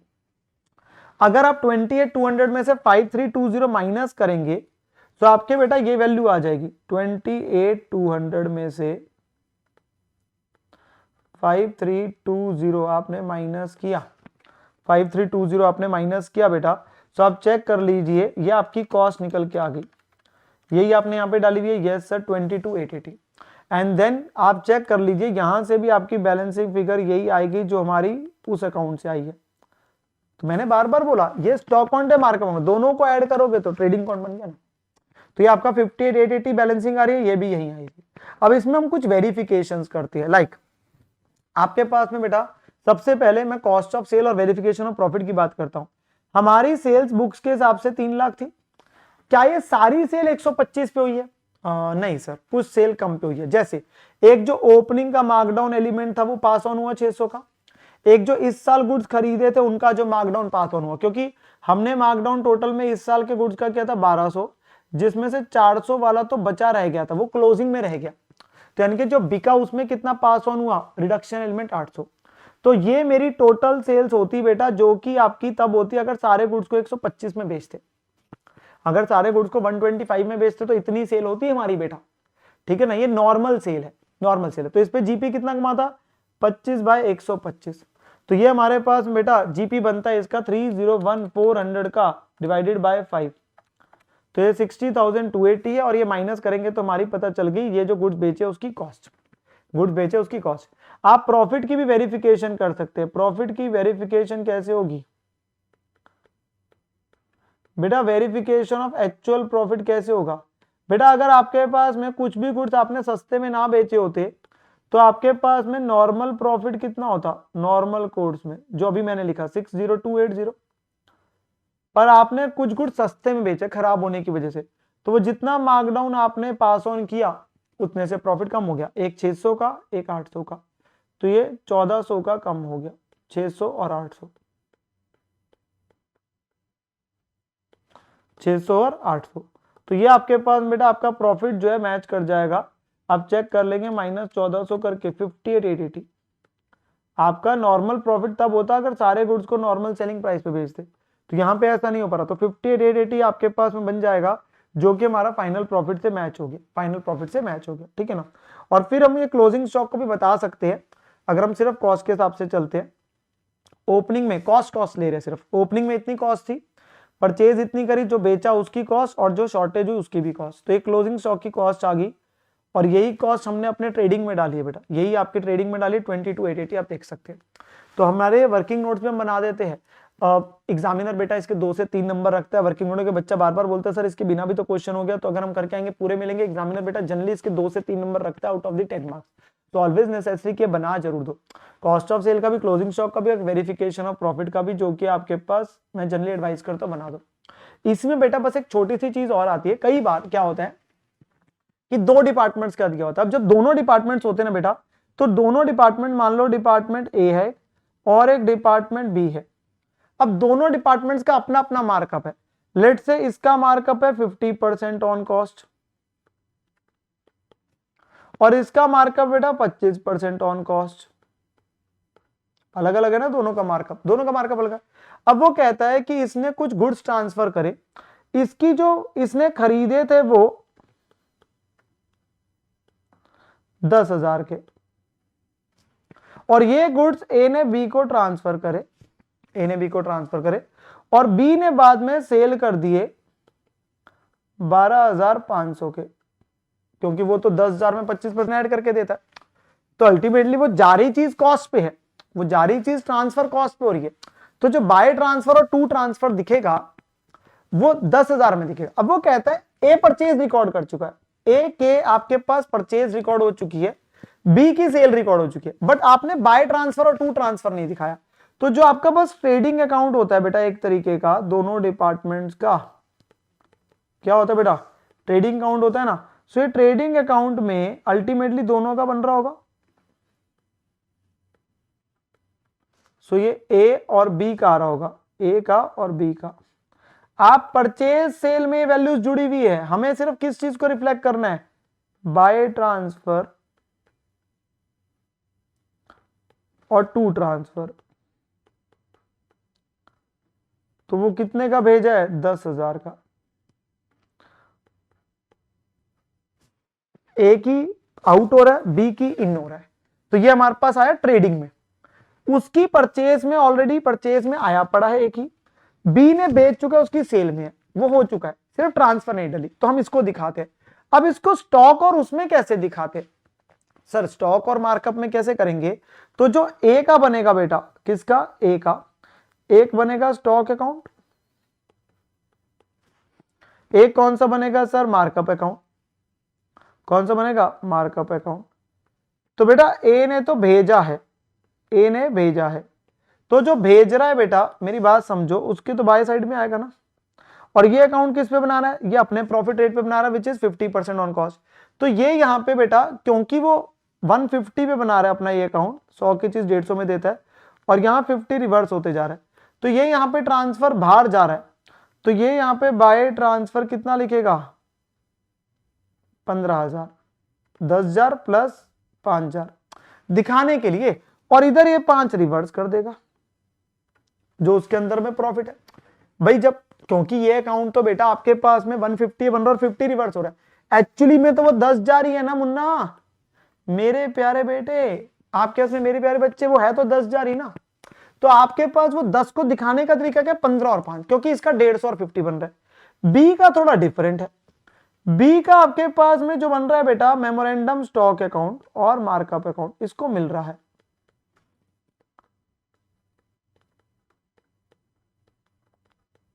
तो यहां पे क्या होगा सर, यहां पे क्या होगा आपके पास में, क्योंकि यही एक पॉइंट ऐसा है जो बच्चों को अलग से होता है बेटा 2 डिपार्टमेंट्स के केस में। तो यहां पे टू ट्रांसफर जब ये दिखाएगा, ये किस पे बना रहा है अपना अकाउंट, सर इसका प्रॉफिट रेट तो कितना है, 25% है, तो ये 25% के हिसाब से ये 125 पे बना रहा है, और ये 25 यहां रिवर्स करता है। अब इसको मिल रही है तो 10,000 की है, पर ये 10,000 को यहां कैसे लिखेगा, 12,500 भाई, क्योंकि ये तो सारी चीजें जो भी कॉस्ट वाली दिखाने 25% ऐड करके दिखा रहा है ना, और ये इधर रिवर्स कर देगा अपनी इसकी लोडिंग 2500 क्रेडिट साइड पे। जैसे ओपनिंग स्टॉक अगर परचेज किया तो ऐड किया तो 10,000 ही बना, तो ये 10,000 हो तो गया, ये 10,000 इसका हो गया। तो हमें सिर्फ ये करना। बच्चा क्या सोचता है, सर इसके में 15 दिखाया, इसके में 12,500 दिखाया, ऐसा क्यों? अरे यार दोनों का प्रॉफिट एलिमेंट अलग अलग है, एक का 50% ऑन कॉस्ट है, एक का 25% कॉस्ट है, तो दोनों अपने अपने पे बना रहे हैं। जैसे opening stock purchase closing stock दिखा रहे हो, वैसे ये है। तो लेके आना कॉस्ट पे, तो उधर 150 दिखा के इधर 50 है, उधर 125 दिखा के इधर 25 है। नेट में तो कॉस्ट ही डल रही है ना, नेट में तो कॉस्ट ही डल रही है। बस इतना सा पॉइंट है बेटा जो ध्यान रखने वाला है। बस इसके साथ में ही आपके पास में इस चैप्टर के अंदर बेटा जितनी भी चीजें थी ना आपकी, वो मेरी तरफ से सारी रिवाइज हो जाती है। और ये हमारा जो लास्ट कॉन्सेप्ट था ना, मेमोरेंडम मार्कअप एंड मार्कडाउन वाला, ये भी आपके पास में क्लियर हो जाएगा। मैंने वो सारी चीज यहाँ पे लिख रही है, ठीक है ना, ताकि आपको किसी प्रकार की कोई भी दिक्कत नहीं। होपफुली इसके साथ बेटा डिपार्टमेंटल अकाउंट्स आपका थॉरोली अच्छे तरीके से बेटा रिवाइज हो गया होगा। एंड जरूर बताएं वीडियो के नीचे कि आप लोगों को कैसी लगी रिवीजन, एंड आप लोगों के पास में अगर कोई और स्पेसिफिक चीज आप कई बार चाहते हैं किस चैप्टर में, तो वो भी जरूर बताना, ठीक है ना। सो अब हम मिलेंगे बेटा अपने पास में अगली वीडियो में, जहां पे मैं अगले किसी चैप्टर को आप लोगों को रिवाइज कराने वाला हूं। बस आप अच्छे तरीके से तैयारी करते रहे और अपने ऊपर विश्वास रखे एंड अपनी मेहनत करते जाए। आप लोग जरूर अपने पास में एग्जाम्स को क्लियर करके दिखाएंगे। बस just trust your preparation and trust yourself. Bye bye बेटा, बाय बाय।